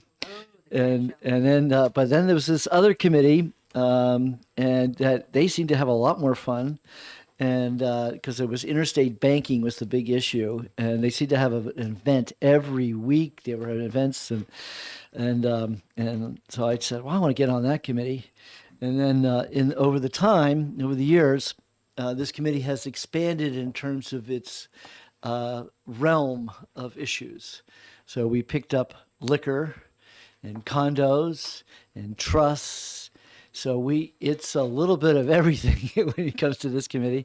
So it might be a little hard to follow sometimes when we jump from subject matter to subject matter because we're going to go by bill numbers, but we do have a method to our madness. And it's So- an executive session? and this is an exec session, which is very important because this is the vote that the House, when the House takes up action, this will be the vote that they will be ratifying, which is another one of those confusing things when you see what happens on the House floor because you don't vote up or down on a bill, you vote based on the committee's recommendation. So we're going to be making a recommendation and then it's taken up by the House. So, having said that, House Bill 42, relative to the operation of certain homeowners association. Who's going to carry this bill forward? What do we have there? This one, we have just a straight, we have an amendment. This one, we have an amendment, right? Yeah, 02868. Okay. So who wants to write the blurb? Now, I could write the blurb on everyone, the majority report, but I really want everybody to volunteer here now. We want to see some volunteering. We are all pretty much. $100 a year that you got you here, right? All right. Okay. So the homeowners association. Who has a condo? Who is how many is it? Do we have any condo owners? Do we? Merrill. Okay.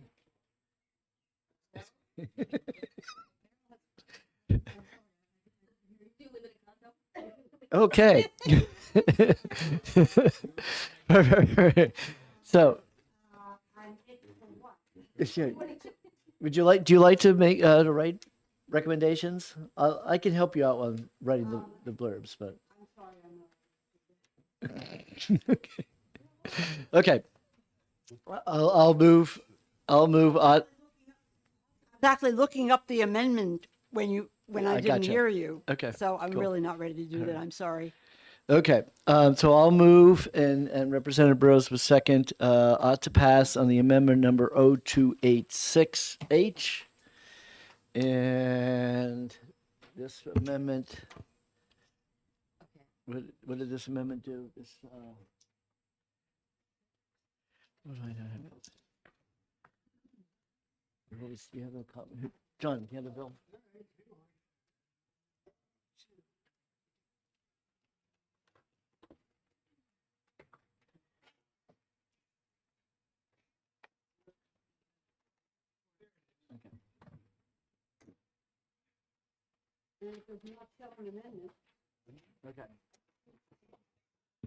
Okay. It does have my name on it, so, okay. So what this is the issue of when you actually have a homeowners association and someone wants to try to end the association, and that if the association was created by the planning board, if the planning boards, when they did the initial development and they required an association to be created, this would say that if you wanted to get rid of the association, you still had to go back and get planning board approval. Okay? All right. Any discussion on the motion about to pass on the amendment? Seeing none, the clerk will call the roll on ought to pass on amendment number 0286H. All right. Ammon, Yes. Osborne. Matusik. Yes. Terry, Yes. Post, Yes. Cole, Yes. Fratelli. Sellers, yes. Yes. Let me just mark that. Okay. Thaxton. Walsh. Yes. Burrows. Yes. Herbert. Yeah. Bollier, yes. McLear. McLear. Yes. Vincent absent. Yep. Calabro. Yes. Filio. Yes. Gibbs. Yes. Spear. Yes. Sullivan. Yes. Right. And Chairman Hunt. Yes. Yes. 1, 2, 3,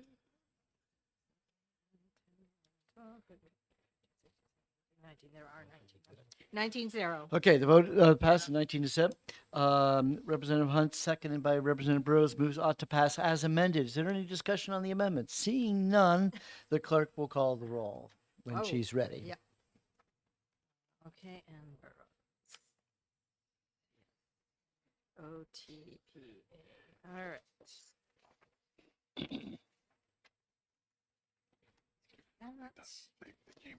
Representative Ammon, Yes. Osborne. Matusik. Yes. Terry. Yes. Post. Yes. Cole. Yes. Pacelli. Yes. Nope. No. Sellers. Thaxton. Walsh. Yes. Burrows. Yes. Herbert. Clerk, yes. McLear. Yes. Vincent absent. Calabro. Yes.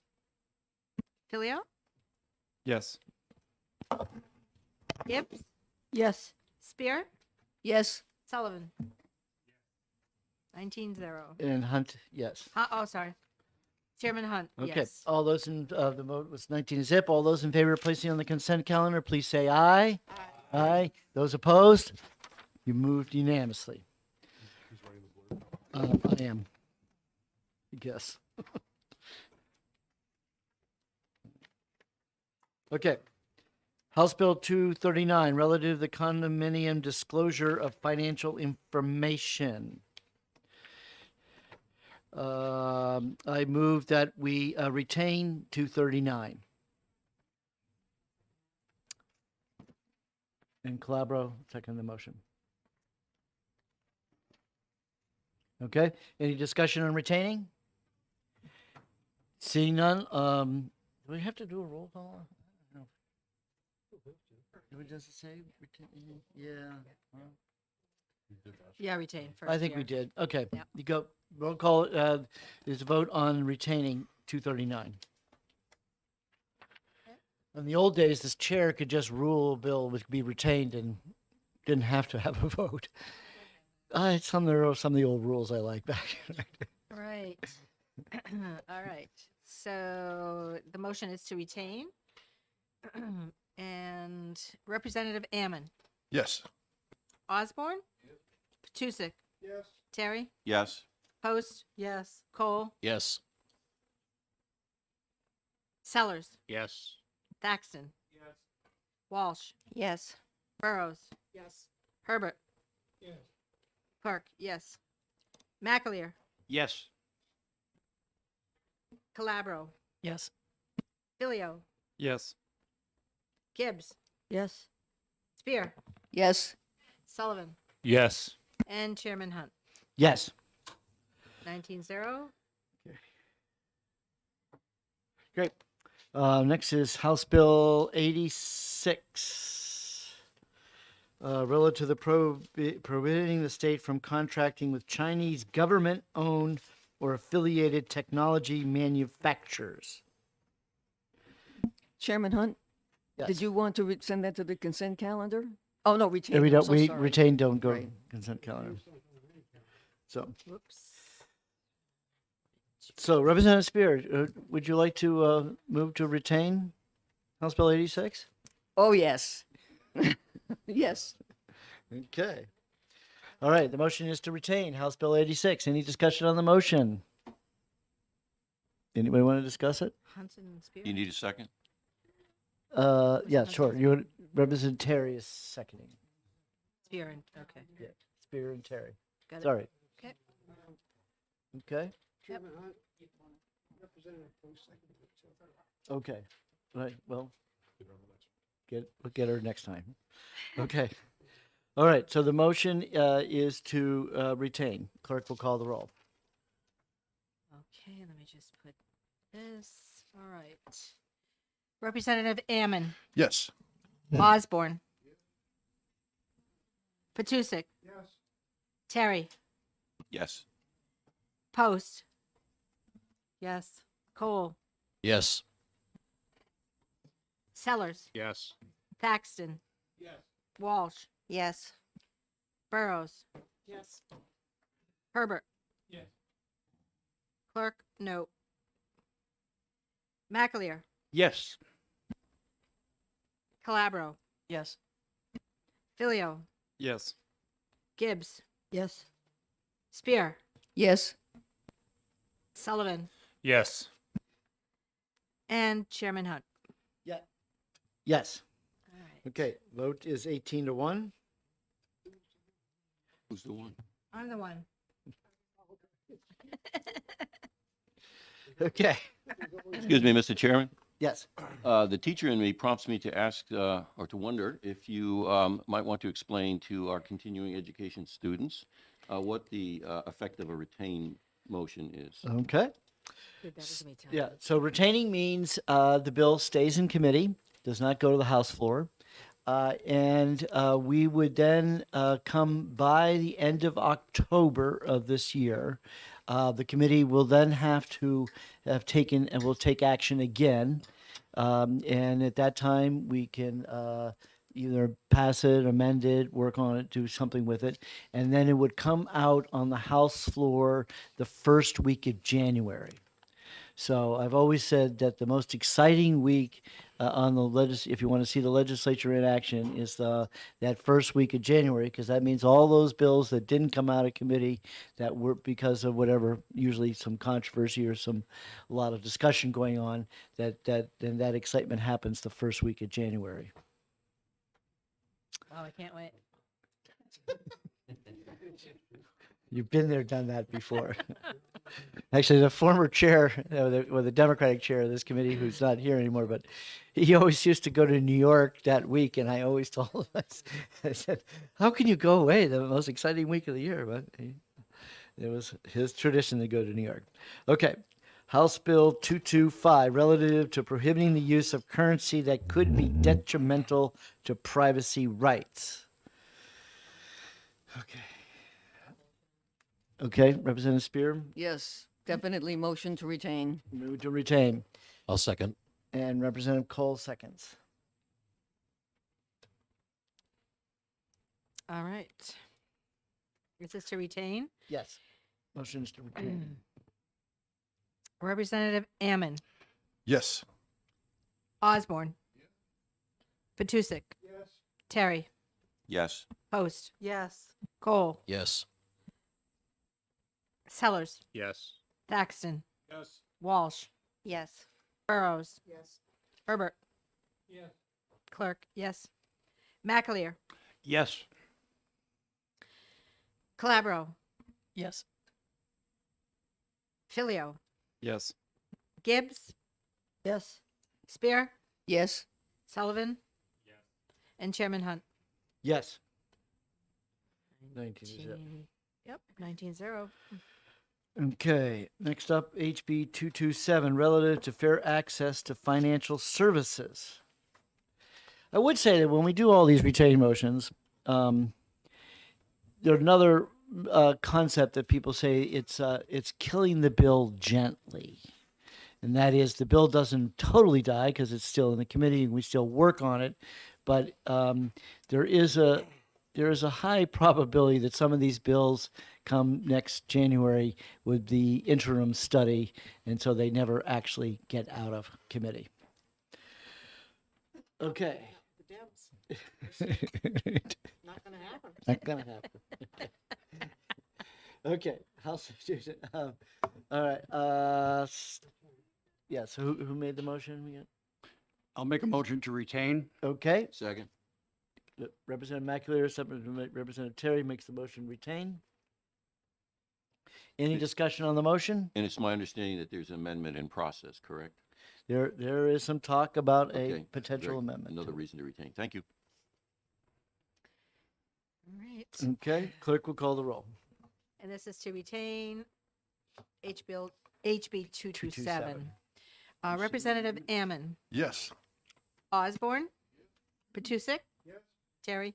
Yes. Host. Yes. Cole. Yes. Sellers. Yes. Thaxton. Walsh. Yes. Burrows. Yes. Herbert. Yes. Clerk. Yes. McAleer. Yes. Calabro. Yes. Filio. No. Gibbs. Yes. Spear. Yes. Sullivan. And Chairman Hunt. Yes. 18 to 1. 18 to 1. Yep. Okay, HB 648, relative to establishing a state bank of New Hampshire.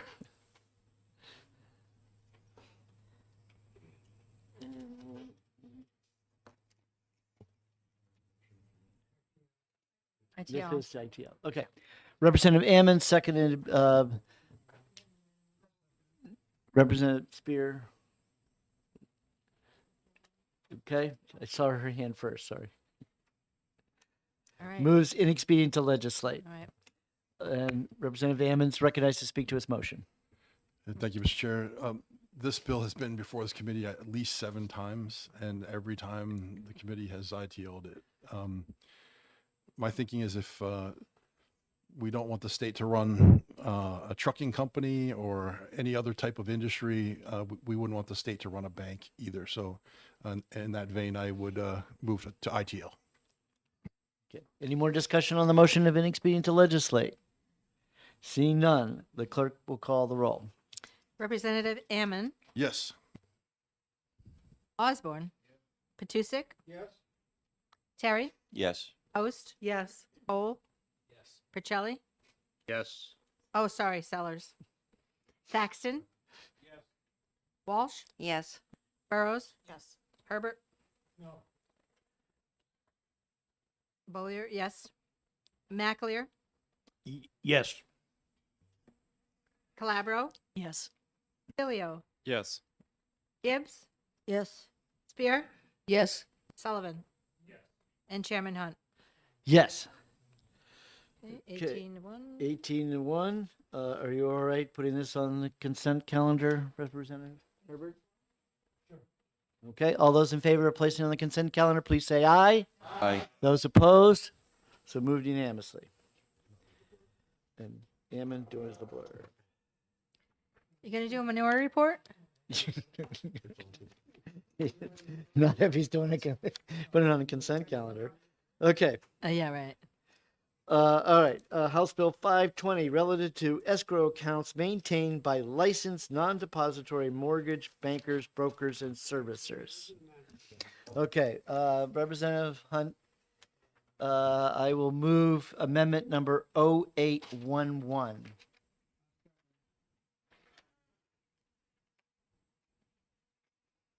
Everybody got it? Okay, so this is this bill is a request by the banking department to revisit the statutory requirement of banks who hold money. It's usually taxes and insurance, but taxes is the major one, that hold the banks that hold it on your mortgage, and you're prepaying it, and so then twice a year they then write a check and pay your tax bill. And the question that always comes up is if you're paying all that money into this account, you should be earning interest on that money that's in the account. The system under the current statute was very complicated, convoluted, and uncomfortable for everybody involved. And so we are now proposing that we're using a new rate chart that's actually put out by the FDIC. And they have created a system that is easy to reference. What this amendment does is remove the last line in the bill that was proposed that had a minimum and a cap on what the interest was. Especially since right now we're starting to see caps start to rise because interest rates are going up. So we certainly would be doing everybody a disservice if we didn't allow them to take advantage of that escalating interest that was available to them. But over the last couple of years, obviously, for a fair amount of years, there hasn't been any interest at all because of the interest rates being so low. So with that, is there any more discussion on this amendment? Seeing none, the clerk will call a roll on the amendment number 0811. Yep. Representative Ammon, Yes. Osborne, Petusic. Yes. Terry, Yes. Post. Yes. Cole, Yes. Sellers, Yes. Paxton. Walsh, Yes. Burrows. Yes. Herbert. Clerk, yes. Maclear, Yes. Calabro, Yes. Filio, Yes. Gibbs, Yes. Spear, Yes. Sullivan. And Chairman Hunt. Yes. Okay, pending motion now is Representative Ammon, seconded by Representative Burrows, moves ought to pass as amended. Is there any discussion on the motion? Was it Ammon and? Ammon and Burrows. Burrows, I'm yeah. always going to default to the Okay. minority leader. All right. Let me pull this one out.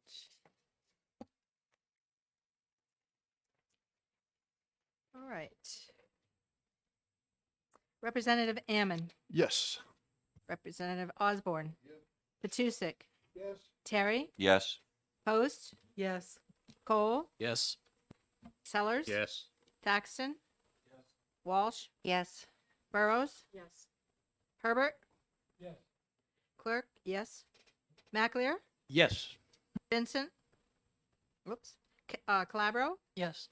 Filio, Yes. Gibbs, Yes. Spear, Yes. Sullivan. Yes. And Chairman Hunt. Yes. 19-0. Okay. 19 to 0. All those in favor of placing House Bill 520 on the consent calendar, please say aye. Those opposed, so moved unanimously.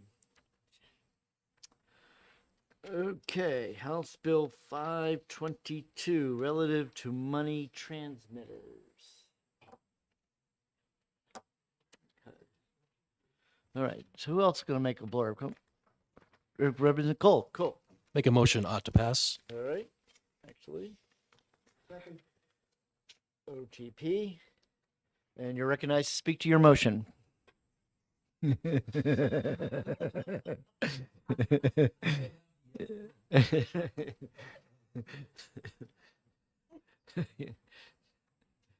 Okay, so this bill, if I recall, this is a request of the banking department, and I think it was it sort of housekeeping? Housekeeping on money transmitters. And actually, that's right. It was model legislation that all the banks, all the banking departments across the country are passing, and there was some more elements to it, but money transmitters are generally is if you might remember Western Union, and but now we have other people who do that kind of money transfer, like Walmart does them. That's the one I know, who do the money transmitters, and this is just law that that allows them. They are licensed and regulated by the banking department. Okay, the motion is ought to pass. Any All other? right. All set? All right. Representative Ammon, Yes. Osborne, Petusic. Terry, Yes. Post, Yes. Cole, Yes. Sellers, Yes. Thaxton, Walsh, Yes. Burrows, Yes. Herbert. Clerk, yes. McAleer, Yes. Calabro, Yes. Filio, Yes. Gibbs, Yes. Spear, Yes. Sullivan. Oops, he left. And Chairman Hunt. Yes. All right, so Maybe he got his eight. job offer already. Yeah. All right. So it's 18-0. Ought to pass. 18, yeah, because he walked out of the room. Okay. All those in favor of placing 522 on the consent calendar, please say aye. Those opposed? So moved unanimously. Okay. House Bill 595, relative to the oversight of the public deposit investment pool. All right. Yes, we have an amendment. 0808. Can I make a motion ought to pass? Excellent. Who is that? McAleer. McAleer, cool. Okay, Representative McAleer, seconded by Representative Ammon, moves ought to pass on the amendment. Number 0808. Representative McAleer is recognized to speak to his motion. This motion basically removes the oversight of the investment pool from the banking department to the treasurer's department. State treasurer, right. Right. Goodbye. Thanks for visiting us. Sorry we weren't more exciting.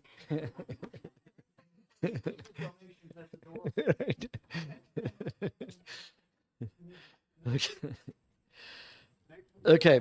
Any discussion on the motion of ought to pass on the amendment? Okay, clerk will call the roll. All right. Representative Ammon, Yes. Osborne, Petusic, Terry, Yes. Post, Yes. Cole, Yes. Sellers, Yes. Thaxton, Walsh, Yes. Burrows, Yes. Herbert. Clerk, yes. McAleer, Yes. Calabro, Yes. Filio, Yes. Gibbs, Yes. Spear, Yes. Sullivan, and Chairman Hunt. Yes. 19-0. Okay.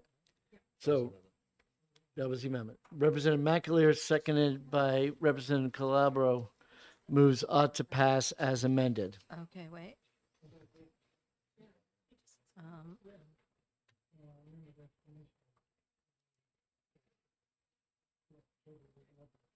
Second by Calabro. Calabro. Okay. She seemed like she wanted to do it the last time. Right, and this is 580. This is OTPA. Yeah, ought to for- pass, yep. Oh, jeez. All right, hang on. Use this one here. Yep, that's fine. Supposed to use this one here. Okay. And. All right. Okay, clerk will call the roll. Representative Ammon, Yes. Osborne, Patusek? Yes. Terry? Yes. Post? Yes. Cole? Yes. Sellers? Yes. Thaxton? Walsh? Yes. Burrows? Yes. Herbert? Yes. Clerk? Yes. Maclear? Yes. Vincent? Nope. Calabro? Yes. Filio? Yes. Gibbs? Yes. Spear? Yes. Sullivan? And Chairman Hunt? Yes. Okay. 19-0. 19-0. All those in favor of placing on the consent calendar, please say aye. Aye. Those opposed? So moved unanimously. Okay, next up, HB 584, relative to the Uniform Commercial Codes article on controllable electronic records. This one we're okay with, right? Yeah. Oops. Okay, Representative Ammon, second by Representative Patusek, moves ought to pass. Representative Ammon is recognized to speak to his motion. Thank you, Mr. Chair. House Bill 584 is cleanup from a bill that was passed last year, House Bill 1503. And it's a polishing of the Uniform Commercial Code, Article 12, that deals with digital assets, so-called controllable electronic records. That's how the UCC terms it. And this is a bill to get us up to the final version of Article 12. And it's, if you look through the bill, it's an amendment that is a lot of minor changes to different sections, just to bring us up to speed with the final draft of the Uniform Law Commission's Article 12 on digital assets. Great. Any discussion on the motion? Seeing none, the clerk will call the roll. Representative Ammon? Yes. Osborne? Patusek? Terry? Yes. Post? Yes. Cole? Yep. Sellers? Yes. Thaxton? Walsh? Yes. Burrows? Yes. Herbert? No. Clerk? Yes. Maclear? Yes. Calabro? Yes. Filio? Yes. Gibbs? Yes. Spear? Yes. Sullivan? Chairman Hunt? Yes. 18 to 1. 18 to 1. All those in favor of placing on the consent calendar, please say aye. Those opposed? You want it on the regular calendar? No, I'm not going to pull it off. I was waiting for you to ask me if I was going to do it. I usually do. I'm sorry. I was skipping over that step. So you would like to leave it on the consent calendar, put it on the, yes. Okay, consent. All right. House Bill 645, relative to the establishment of decentralized autonomous organization as legal entities within the state. Representative Ammon has a motion I have a motion. So, to retain. the motion is to retain, Seconded by Representative Burrows. and I'd like to speak to my motion. Yes. So we could do this fast, or we could do it, right.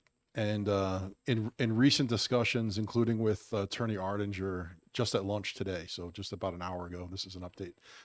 We would like to work on this over the summer, and my fear is that it takes a sense of urgency, and that a retain is death with dignity for a bill, and I really hope this isn't the case with this bill, because it's the very first recommendation on the governor's cryptocurrency and digital asset commission that we spent a year developing. So there's a lot of momentum for this, and I think retain is the right way to go. And instead of waiting until next week to announce that, I'd like to do it today, and for respect for the committee's time. So move to retain. Okay, any discussion on the motion to retain? Right. Ammon and Calabro.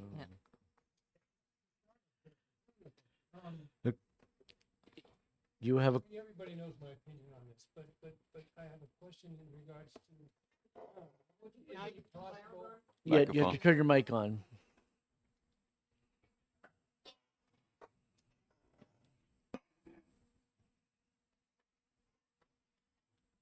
is it likely, or is it under consideration A that little if closer this- to the mic. If yeah. this were to, the amendment were to pass and the bill to pass, that we would find ourselves establishing a bank for cryptocurrency? Can I answer that? Absolutely. So if you use a DAO, so the entity would be a limited liability DAO, and that's what other states are doing. You would still have to apply for a license if you're a bank. So you would still be subject to the banking laws as a DAO, just like you would if you created an LLC. You would also have, if you were going to create a bank under an LLC or some other corporate structure, you'd still have to comply with the banking regulations. Well, my question is, in other words, I'm taking that as a yes, it could be that a DAO might want to be involved in the banking business.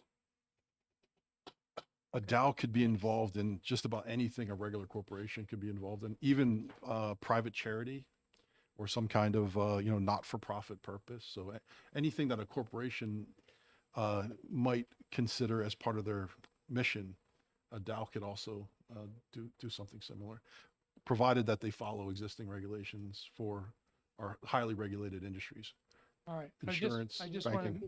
I just want the public to know that when I read the information regarding DAOs and also crypto's desires to do banking transactions, it is quite likely that one of those DAOs is going to be a bank.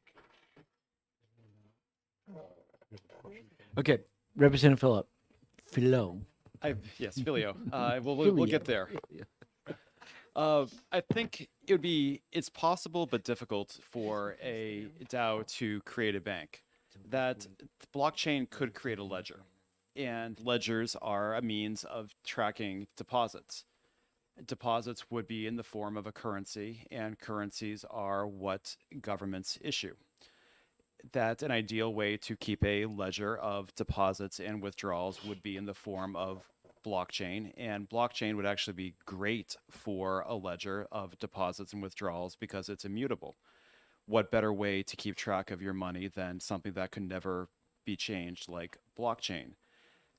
But banks work in currency, and one entity issues currency, which is a government.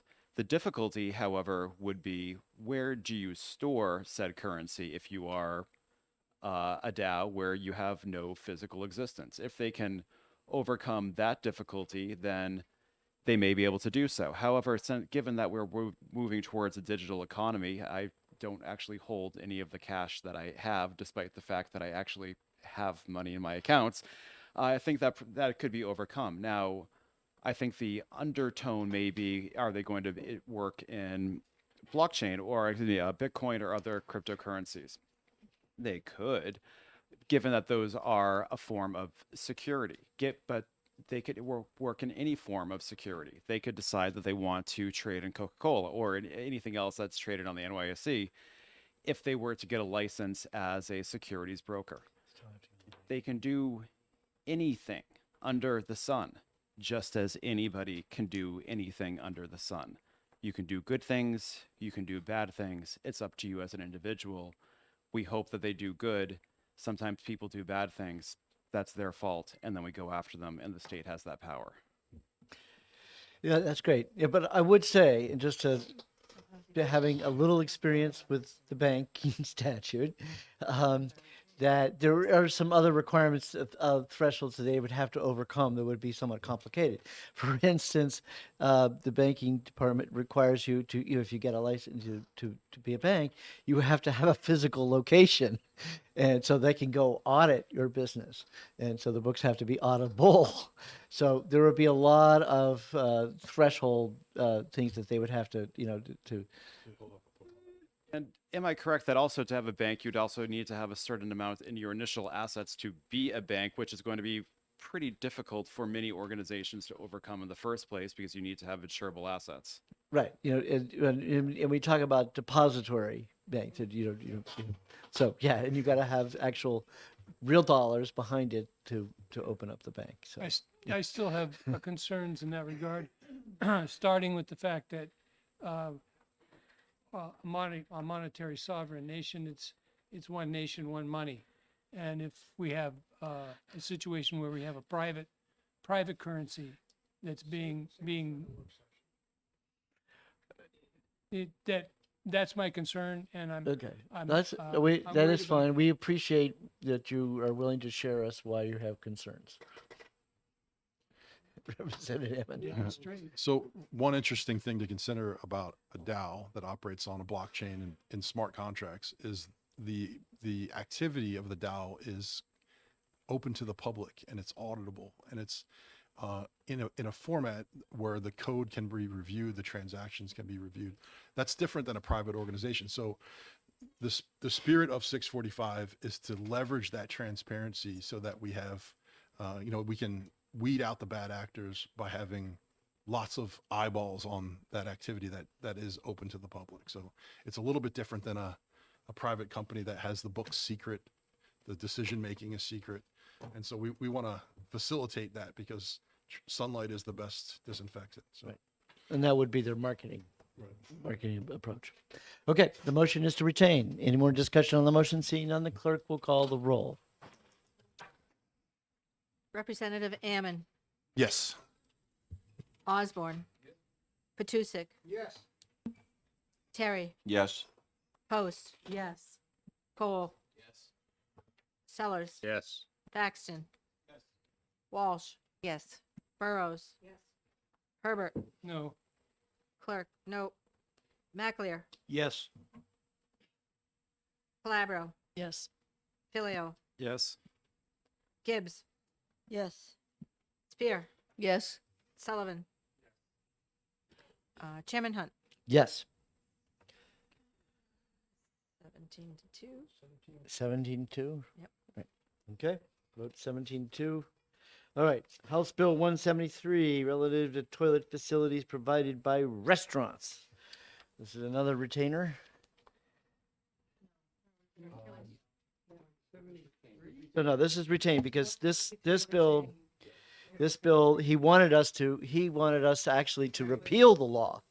The guy from the bill, he wanted us to repeal it, but not yet until they approve the next round of BOCA, and then we'll get to repeal it. So we'll hold on to it, and this will come out in January with a amendment that will repeal the whole statute altogether.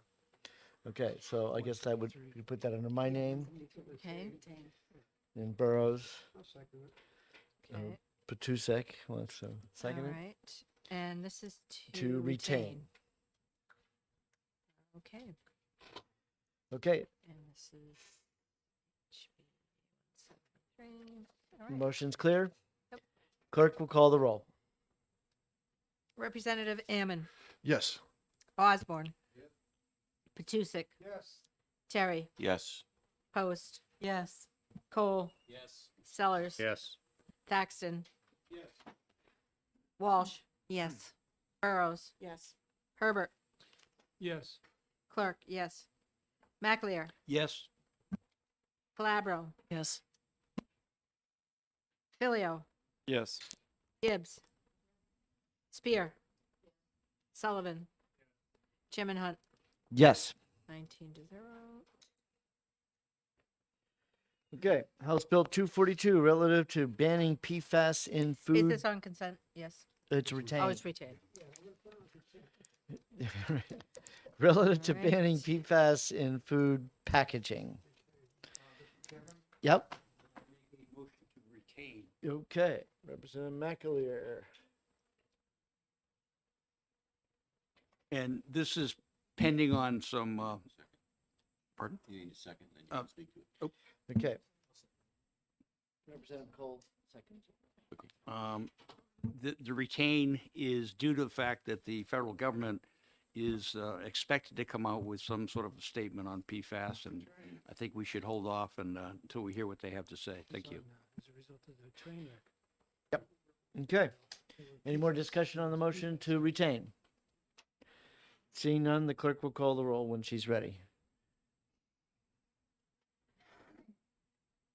Representative Ammon. Yes. Osborne. Yes.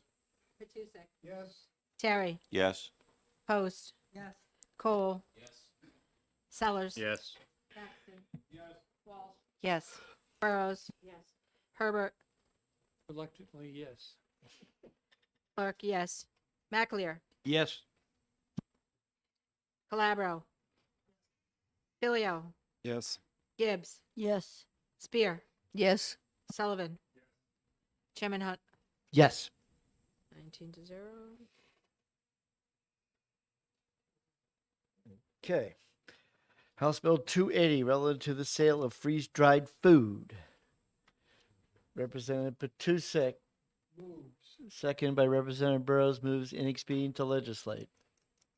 Representative Patusek is recognized to speak to his motion.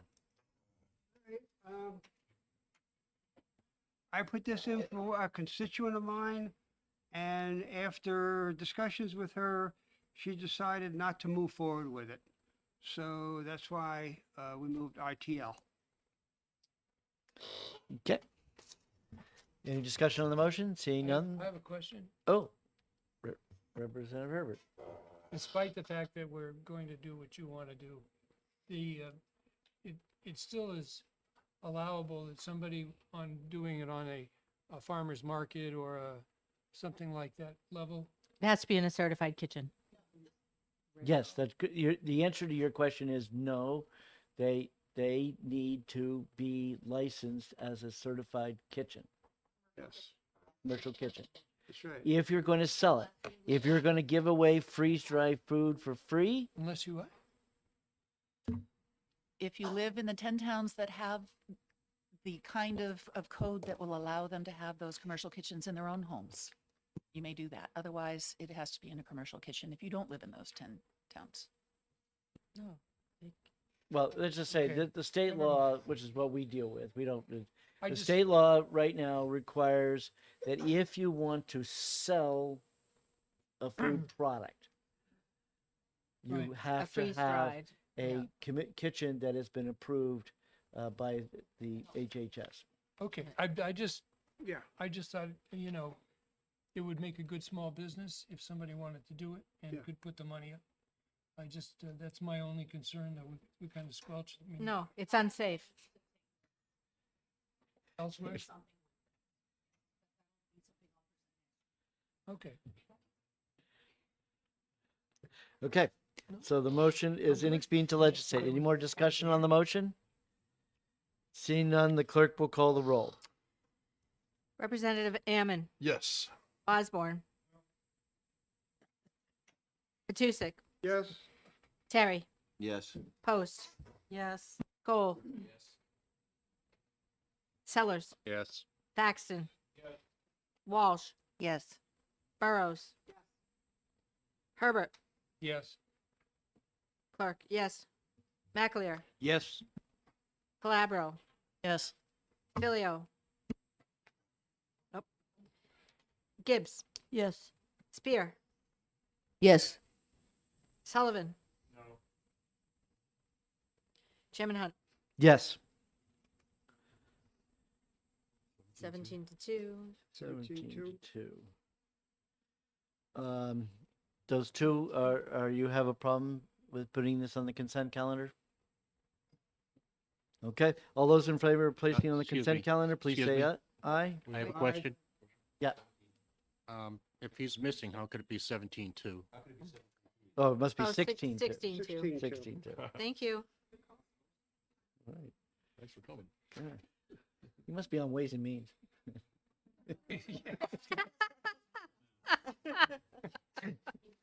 Okay. All right. All those in favor of consent calendar, please say aye. Those opposed, so moved unanimously. Okay, House Bill 248, relative to revenue from commemorative bottles of liquor. I will move ought to pass. And Representative Calabro would second it. I'll second it. It's already seconded. Calabro, All right, got it. okay? So this is just the fund in which when we sell these wonderful commemorative bottles that are great for collecting, not so great for drinking, but it just did. But the good news is that now that I'm on the historic committee, that I've convinced the commission to see if they can find somebody in New Hampshire who will do these going forward, because they've been using the same guy in Massachusetts for too long. So, but otherwise, the money goes into a fund, and then we distribute the money, and it's a major expense is to maintain the Hall of Flags. Any more discussion on the motion of ought to pass? Seeing none, the clerk will call the roll. This is ought to pass on 248. And Representative Ammon, Yes. Osborne, Matusik, Yes. Terry, Yes. Post, Yes. Cole, Sellers, Yes. Thaxton, Walsh, Yes. Burrows, Yes. Herbert, Yes. Clerk, yes. McAleer, Yes. Calabro, Filio, Yes. Gibbs, Yes. Spear, Yes. Sullivan, and Chairman Hunt. Yes. So 19 to 0. Okay, 19 is zip. All those in placing, for placing 248 on the consent calendar, please say aye. Aye. Those opposed, so moved unanimously. HB 407, related to regulations on alcohol. I move ought to pass on the amendment number 0780. Anybody gonna second my motion? I'll second. Ammon seconds it. And this is just housekeeping? This is, yes, I will be recognized to speak to my motion. All right. This is housekeeping. This is, has several different parts of the bill, and it's just different pieces in the liquor statute that we're updating and making current, and nothing too controversial.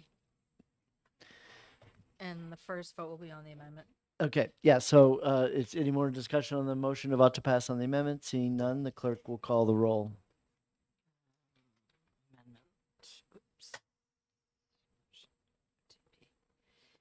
All right. Representative Ammon, Yes. Osborne, Matusik, Yes. Terry, Yes. Post, Yes. Cole, Yes. Sellers, Yes. Thaxton, Walsh, Yes. Burrows, Herbert, Yes. Clerk, yes. McAleer, Yes. Calabro, Yes.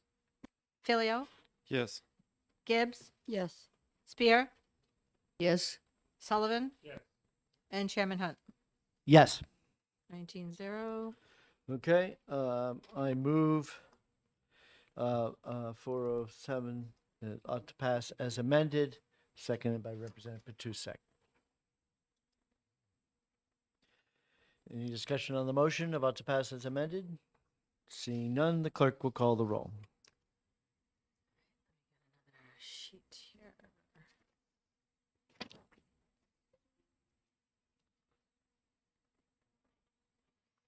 All right. Representative Ammon, Yes.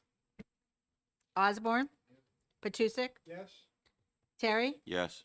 Post, Yes. Cole, Sellers, Yes. Thaxton, Walsh, Yes. Burrows, Yes. Herbert, Yes. Clerk, yes. McAleer, Yes. Calabro, Yes. Filio, Yes. Gibbs, Yes. Spear, Yes. Sullivan, and Chairman Hunt. Yes. 19-0. Okay, all those in favor of placing on the consent calendar, please say aye. Aye. Those opposed? So moved unanimously. Okay, House Bill 544, legalizing cannabis for retail sale. No. Yeah. Representative Filio, seconded by Representative Hunt, moves to retain 544. And Representative Filio is recognized to speak to his motion. This bill sought to legalize cannabis in the state as overseen by the Liquor Commission. However, we've had another bill that has come to this committee and has now been passed to the House, which sought to do the same thing and has bipartisan support. Retaining this bill would allow us to take a wait and see approach and then pass this bill next year potentially if the current bill were to fail either in the House or elsewhere. So I think taking this would allow us to get a second bite at the apple if we need to do so. Excellent. Second bite of the Any bird. more discussion on the motion to retain? Representative Walsh, would you like to weigh in? Yes, I would. I'd like to make a motion to ITL this. No, we have a pending motion, so. All right. Somebody needs to You can second the speak. retain. I'll second it. Okay. You can speak Yeah. against the pending motion. All right, I'd like to speak against it. And as an esteemed colleague had said previously, if we don't want the state having control over a bank, I don't think we should have the state controlling an illegal drug. If the federal government is important enough as to what their opinion is for PFAS, I would think it's also important that they have not legalized cannabis federally. Fair enough. Any other discussion on the motion to retain? Seeing none, the clerk will call the roll. Representative Ammon, Yes. Osborne, Matusik, Terry, No. Post, Yes. Cole, Sellers, Yes. Thaxton, Walsh, No. Burrows, Herbert, Yes. Clerk, yes. McAleer, Yes. Calabro, Yes. Filio, Yes. Gibbs, Yes. Spear, Yes. Sullivan, Chairman Hunt. Yes. So it's 16-3. Okay. House Bill 613, relative to the regulation of individual health insurance market under RSA 404G. This is probably under my name, right?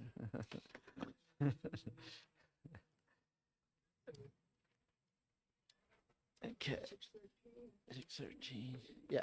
Okay. Yeah. So I move on to pass, seconded by Representative Patusek. And this is a housekeeping measure on from the insurance department related to the statutory of 404G. Any discussion on the motion of ought to pass? Okay, seeing none, the clerk will call the roll. Representative Ammon, Yes. Osborne, Patusik, Yes. Terry, Yes. Post, yes. Cole, Sellers, Yes. Thaxton, Walsh, Yes. Burrows, Herbert, Yes. Clerk, yes. McAleer, Yes. Calabro, Yes. Filio, Yes. Gibbs, Yes. Spear, Yes. Sullivan, and Chairman Hunt. Yes. 19-0. All those in favor of putting 613 on the consent calendar, please say aye. Aye. Those opposed? So moved unanimously. Okay, HB 303, relative to insurance covered for pain management services. Okay, this is a retaining. Who would like to make the motion? Representative Burrows, seconded by Representative Patusek, moves to retain. And Representative Burrows is recognized to speak to her motion. Yes, I think that, we're on 353, correct? Mm-hmm. 303.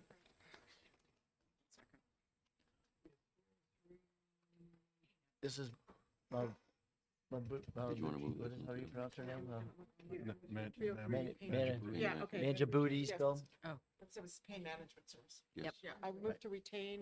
I think that, this bill is too broad, and I think that, this is an important subject, but this bill is trying to do too much, and we need to narrow it down. Okay. Is the question clear? To retain, To retain, clerk will call the roll. Representative Ammon, Yes. Osborne, Petusic, Yes. Terry, Yes. Post, Yes. Cole, Yes. Sellers, Yes. Thaxton, Walsh, Yes. Burrows, Yes. Herbert, Yes. Clerk, yes. Maclear, Yes. Calabro, Yes. Filio, Yes. Gibbs, Yes. Spear, Yes. Sullivan, Chairman Hunt, Yes. 19-0. Okay. House Bill 414, relative to health insurance coverage for preventative PFAS care. We're going to retain this. Representative Calabro, would be Representative Calabro? You're doing 414. You want to make the motion to retain this one? Okay. Second by Representative Petusic. Any discussion on the motion to retain? Seeing none, clerk will call the roll.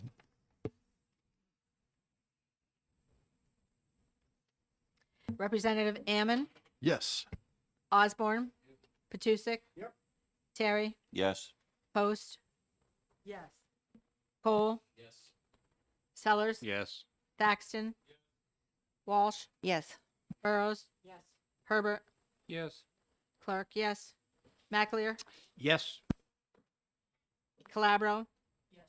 Filio, Yes. Gibbs, Yes. Spear, Yes.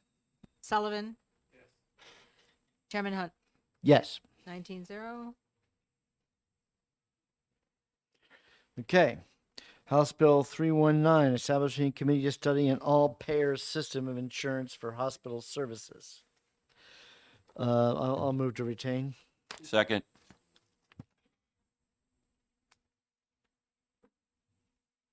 Any discussion on the motion to retain? Just Yes, one. Representative Filio.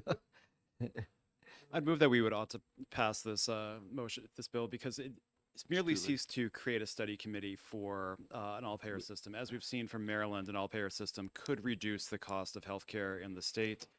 While that may not work in New Hampshire, a committee would simply seek to determine whether it would or not, and what the New Hampshire way would be for doing this. It would create a bipartisan committee to study this, and there's no loss in creating a study to determine if this would work in New Hampshire or not. Yeah, the problem is, I don't know that it could be bipartisan because you have one senator and four representatives, and then you got all these other people who are being appointed, and we have no idea what their political persuasion is. So the idea is, and I'm committed to finding someone who is an expert on their system, and have them come in and speak to the committee, and it just be with this committee rather than having the governor and the speaker and all these other appointments. When the idea is just to be educated about what it is, so I think it's worthwhile to just keep it within the committee. Okay. Mr. Chairman, we also heard testimony that these systems were being passed or had implemented in other states, but we don't really have any solid evidence to that effect. right. So No, there's- it's just Maryland. There's more work that needs to be done on this. Yep. Thank you.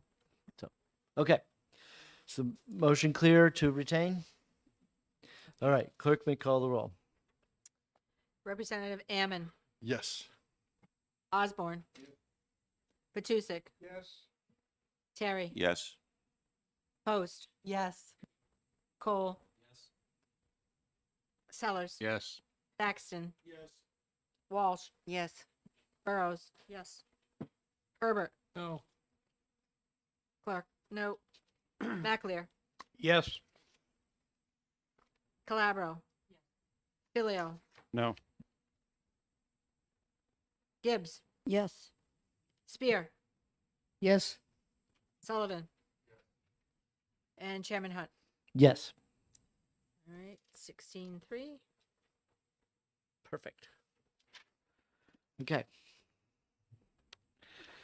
All right, next up, House Bill 353, establishing an interstate compact for universal health care.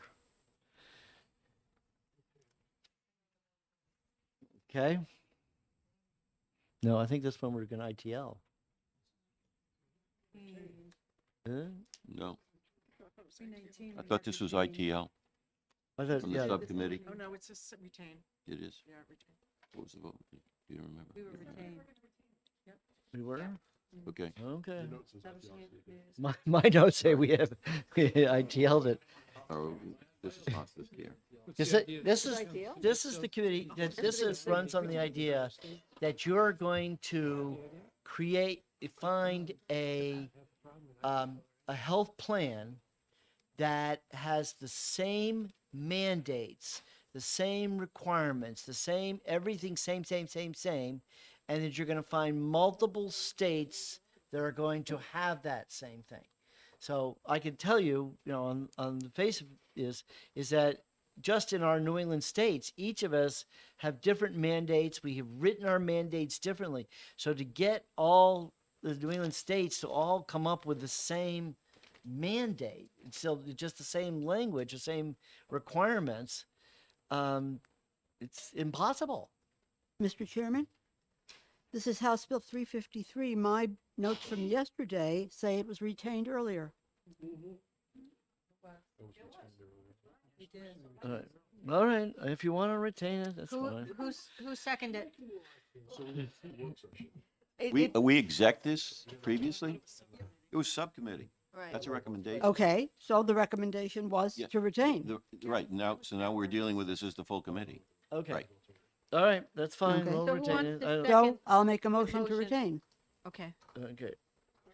That's fine. It was already Good. made. That's fine. That's fine. Spear.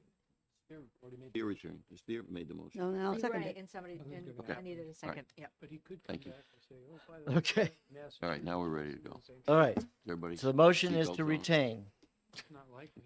Doors locked. Clerk, call the roll. Snacks. All right, this is on HB 353, FN, Yes. retain. All right. Representative Ammon, Yes. Osborne, Patusik. Yes. Terry, Yes. Post. Yes. Cole. Sellers, Yes. Axton, Walsh, Yes. Burrows, Herbert, Yes. Clerk, yes. Maclear, Yes.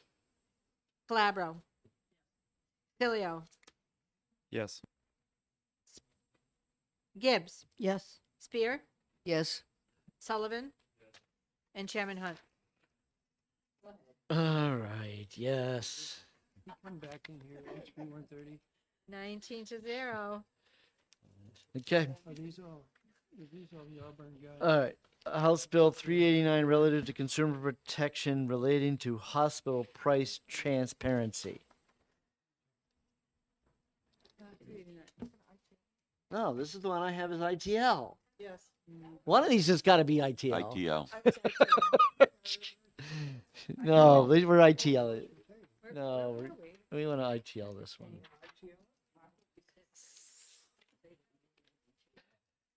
Representative Filio. I move to ITL, House Bill 389. While it has a good intent, the bill as written is both ambiguous and unenforceable. All right. Okay. Representative Filio, seconded by Representative Hunt, moves inexpedient to legislate.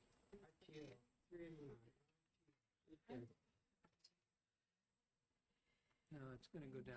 Forget it. Okay. Any discussion on the motion of inexpedient to legislate? 389. All right. Clerk will call the roll. Okay. Representative Ammon, Yes. Osborne, Patusik, Yes. Terry, Yes. Post. Yes. Cole, Yes. Sellers. Yes. Axton, Walsh, Yes. Burrows. Yes. Herbert. Yes. Hang on. Clerk, yes. Maclear, Yes. Calabro. Yes. Filio, Yes. Gibbs, No. Spear, Yes. Sullivan, and Chairman Hunt. Yes. 18-1. 18-1. Representative Gibbs, you okay with putting this on the consent calendar? I'm okay with it. Okay, all those in favor of placing on the consent, please say aye. Aye. Those opposed, so moved unanimously. Filio, you're gonna write the blurb, right? Yeah, cool.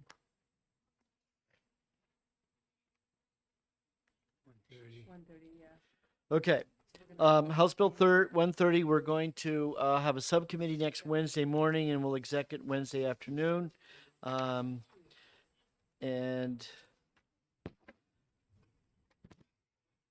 Are these all connected, 130, 172? that's enough. Okay, House Bill 172, relative to investigating potential redundancies between the Prescription Drug Affordability Board and existing state agency programs regarding prescription drug cost data. Right, yeah, so this one we're gonna retain. Question, Yes, is this one related, are these two related? Yes. 172? Okay. yeah, All right. yeah, so 130. 130 was to repeal the whole damn thing. 126. And the 172 is to study whether it doesn't really work. So right now we're doing 172 and we're just retaining 172. Okay. Any discussion on the motion to retain 172? Seeing none, clerk will call the roll. Representative Ammon, Yes. Osborne, Petusik, Yes. Terry, Yes. Post. Yes. Cole, Yes. Sellers, Yes. Paxton, Walsh, Yes. Burrows, Herbert, Yes. Clerk, yes. Maclear, Yes. Calabro, Yes. Filio, Yes. Gibbs, Yes. Spear, Yes. Sullivan, and Chairman Hunt. Yes. 19-0. Okay. All right, House Bill 383, relative to provider contract standards for pharmacy benefit managers. This is a retain. Okay, so I move to retain. Second. Terry. Okay, any discussion on the motion? I have a question. Yes. Uh-oh. If I know anything about benefit managers, being able to find out how they come up with their pricing is damn near impossible.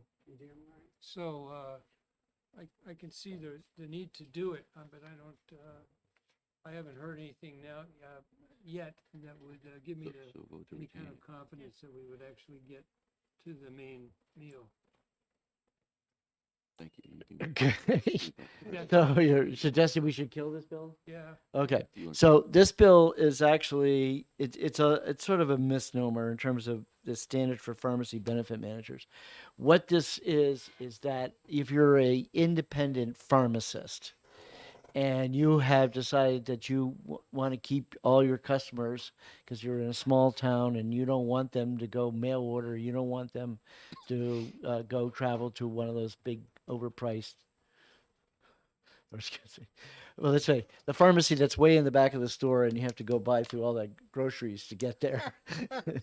So and the irritation by these independent pharmacists is that when it comes time to get reimbursed, their reimbursement is lower than their actual cost because they were not in the network and not getting that same pricing.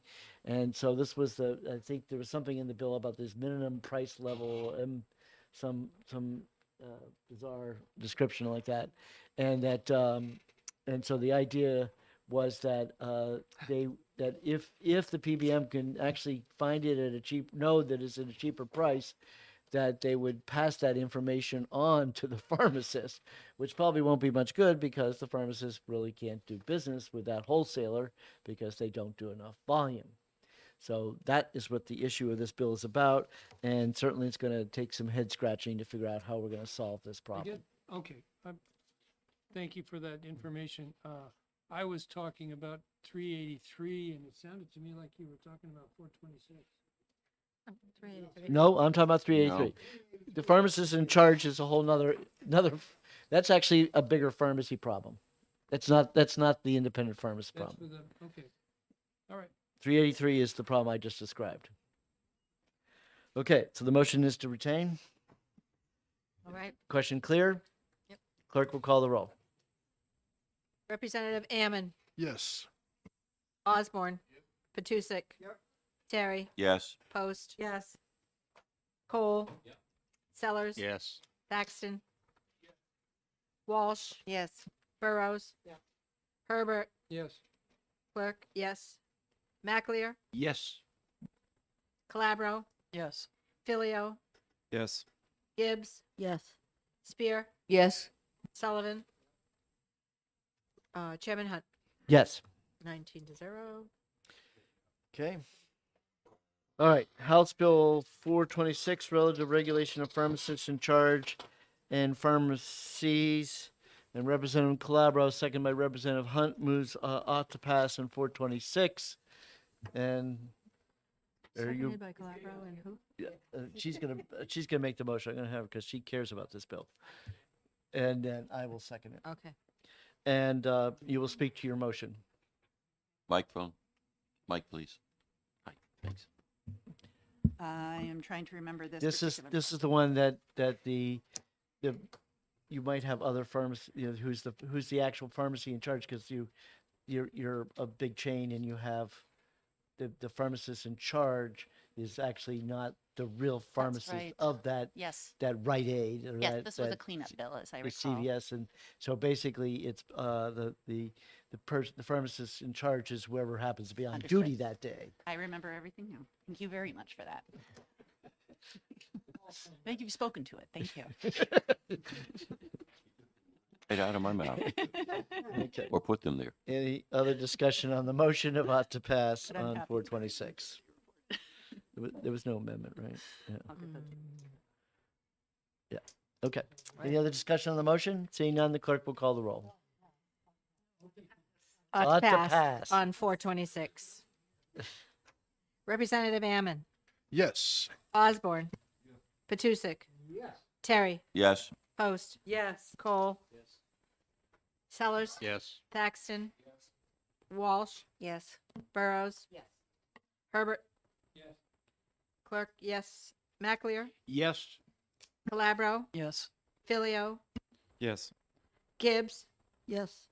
Spear. Yes. Sullivan. Chairman Hunt. Yes. 19-0. Okay, all those in Ought to favor of pass. placing 426 on the consent calendar, please say aye. Aye. Aye. Those opposed? So moved unanimously. Page 2.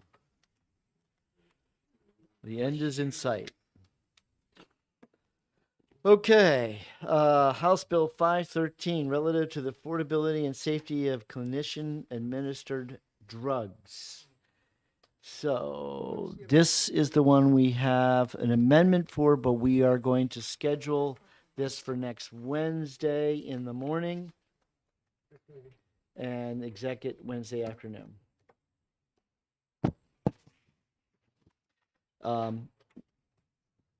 So just be aware, this is the bill that the Hospital Association wishes we didn't have. Put it lightly. Can we exec in the morning? As well as, I mean, after hearing? Wait until the afternoon? It's gonna be a pretty long lunch, or? It could be. Well, I would schedule 10. Yeah, I guess I'll try to do 11. Yeah. So we'll subcommittee at 10 and exec at 11. Right. Right. All right. Okay. Okay.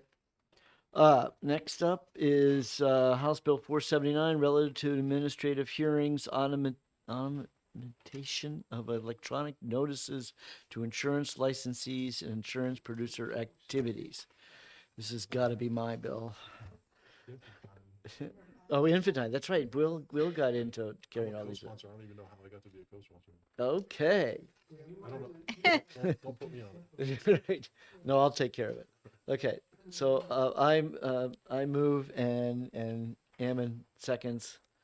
And was it? 0206. Did this have this has an amendment, right? 06H. What's the number? 02 06H. 0206. Don't worry about the H because that just means house. Okay. This amendment. Cleaned up section 2. Okay. This amendment actually came in when the bill was introduced by the insurance department, right? And clarified their language. What they were I doing. can't help you with any of that. Too much paperwork. Okay, here it is. I got it now. Okay. Everybody should have it. The commissioner shall provide notice to the insurer to the electronic means as specified by the commissioner. The notice shall be, is this the one was the internet? Has been given? They still, yes, okay. Okay. All right? So on to pass on. Pass on the amendment 0206. All right. Okay? Oops. Question clear? Clerk will call the roll. Oops. Here we go. Representative Ammon. Yes. Osborne. Petusic. Yes. Terry. Yes. Post. Yes. Cole. Yes. Sellers. Yes. Thaxton. Walsh. Yes. Burrows. Yes. Herbert. Yes. Clerk, yes. McAleer. Yes. Vince. Calabro. Yes. Filio. Yes. Gibbs. Yes. Spear. Yes. Sullivan. Chairman Hunt. Yes. 19-0. Okay. On the amendment. Okay. All right, so Representative Hunt, seconded by Representative Ammon, moves ought to pass as amended. P. Okay.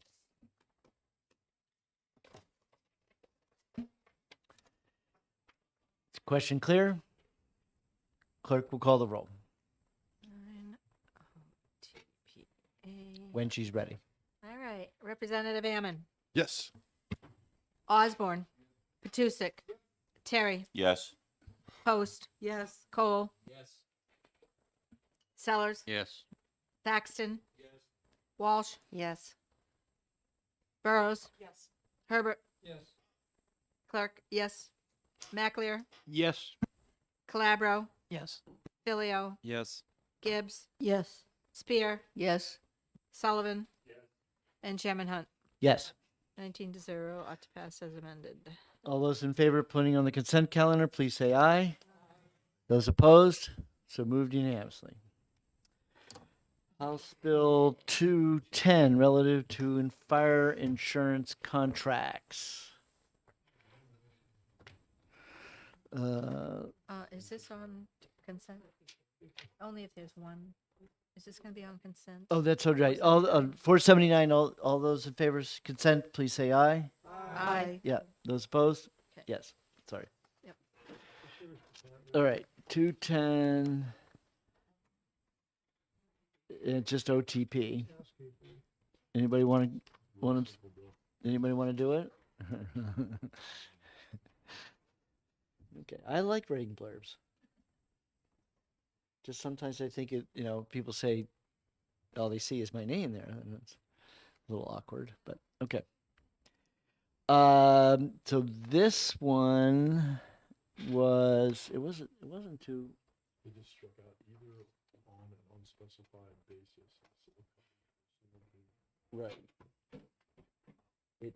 just, it was really housekeeping. It was one, what was the story behind it? What was the insurance department, what was the story behind this one? Say it again? Just clarifying the statute, okay. I'll call Will again. Or maybe I need a little bit more bones to that one. Okay, but it was the statute wasn't clear to what the intent was.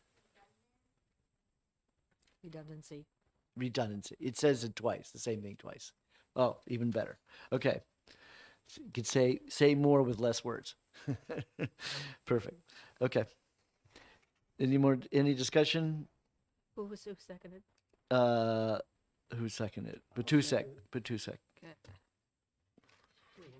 To pass on HB 210. Representative Ammon, Yes.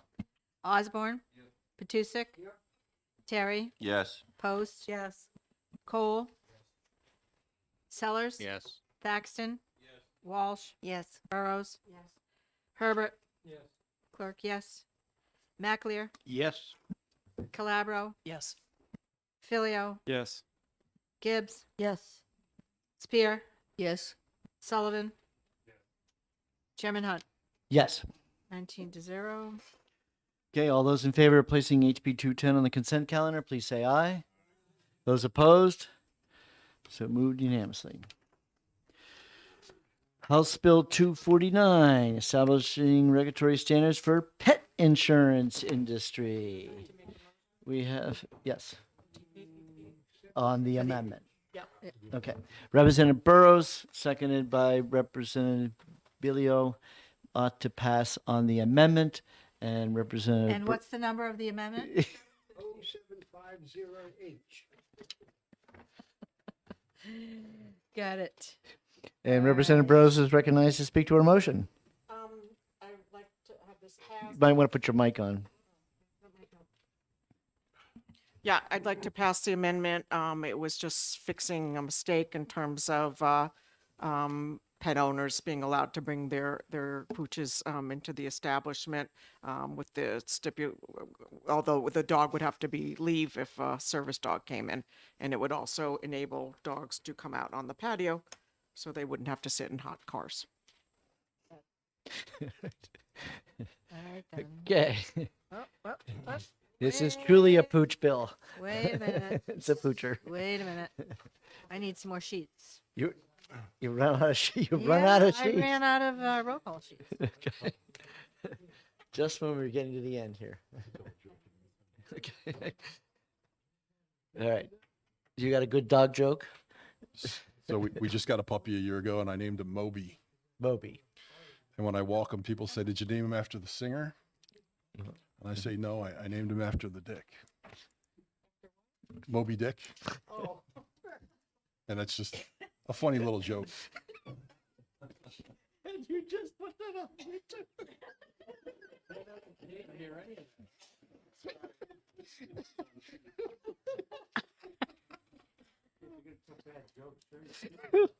Oh God.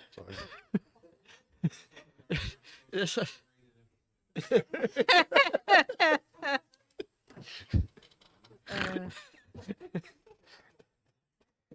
All right, so this is on the amendment 0750. And I told the speaker that I would get this done in less than 2 hours. No. 2 hours. Yeah, no, I think we can make it. All right. All right, you got Okay. your voting sheets? All right. Here we go. Motion is OTP on the P amendment. on the amendment. Right. All right. Representative Ammon, Yes. Osborne, Batusik, Terry, Yes. Post, Yes. Cole, Sellers, Yes. Thaxton, Walsh, Yes. Burrows, Herbert, Clerk, yes, Maclear, Yes. Calabro, Yes. Filio, Yes. Gibbs, Yes. Spear, Yes. Sullivan, and Chairman Hunt. Yes. 19-0 on the amendment. Great. The motion now is ought to pass as amended. So just so everybody remembers this, what this bill does is to take model legislation for the pet industry so that it's a uniform bill, what is covered in terms of someone is buying pet insurance, and the department would very much want to make sure that when people do this business that they can enforce it by, they'll have a standard policy or standard policy requirements so they can ensure that the person can shop it around fairly. Moved by yourself? Oh, okay, sure. Right. Who is the prime sponsor of this bill? This is Okay, so Burrows and, That was Will? go. Yeah, okay. Burrows, you want to do the blurb? Sure. Okay, Representative Burrows. And seconded by, I'll second it. Okay, good. All right, ought to pass as amended on HB 249. All right, Representative Ammon, Yes. Osborne. Matusik. Yes. Terry. Yes. Post. Yes. Cole. Sellers. Yes. Thaxton. Walsh. Yes. Burrows. Herbert. Yes. Clerk, yes. McAleer. Yes. Calabro. Yes. Filio. Yes. Gibbs. Yes. Spear. Yes. Sullivan. And Chairman Hunt. Yes. 18-1. Okay. All those in favor of placing on the consent calendar, please say aye. Aye. Aye. Those opposed? So moved unanimously. Last but not least, HB 304, relative to advanced driver assisted systems disclosure by auto glass repair or replacement facilities. I make a motion. ITL. Representative Spear. Second. That was fast. Ready to vote. Okay, moves inexpedient to legislate, and Representative Spear is recognized to speak to her motion. This bill was to require a law, actually, that if a windshield was replaced on a car that had driver assistance for speed or some other collision avoidance system that they might have, that they would be told that the repair facility had to tell them whether or not they could calibrate the camera that's on the front windshield. The problem with it, there's a number of problems with it, but calibrating the camera can be the result of much more than just replacing the glass. It can be the result of driving on through a pothole. There's a number of things. So it just got bigger and bigger and bigger, and so it just became Unwieldy. unwieldy. So it would be inexpedient to legislate? Inexpedient to legislate. Yes. It would. Okay, any other discussion on the motion of inexpedient to legislate on House Bill 304? Seeing none, the clerk will call the roll. All right. Representative Ammon, Yes. Osborne. Matusik. Terry. Yep. Post. Yes. Cole. Yes. Sellers. Yes. Thaxton. Yes. Walsh. Yes. Burrows. Herbert. Yes. Clerk, yes. McAleer. Yes. Vincent. Nope. Calabro. Yes. Filio. Yes. Gibbs. No. Spear. Sullivan. Chairman Hunt. Yes. 18-1. Okay, 18-1. And are you all right putting this on the consent calendar, Representative Gibbs? Okay. All those in favor of placing it on the consent calendar, please say aye. Aye. Those opposed? So moved unanimously.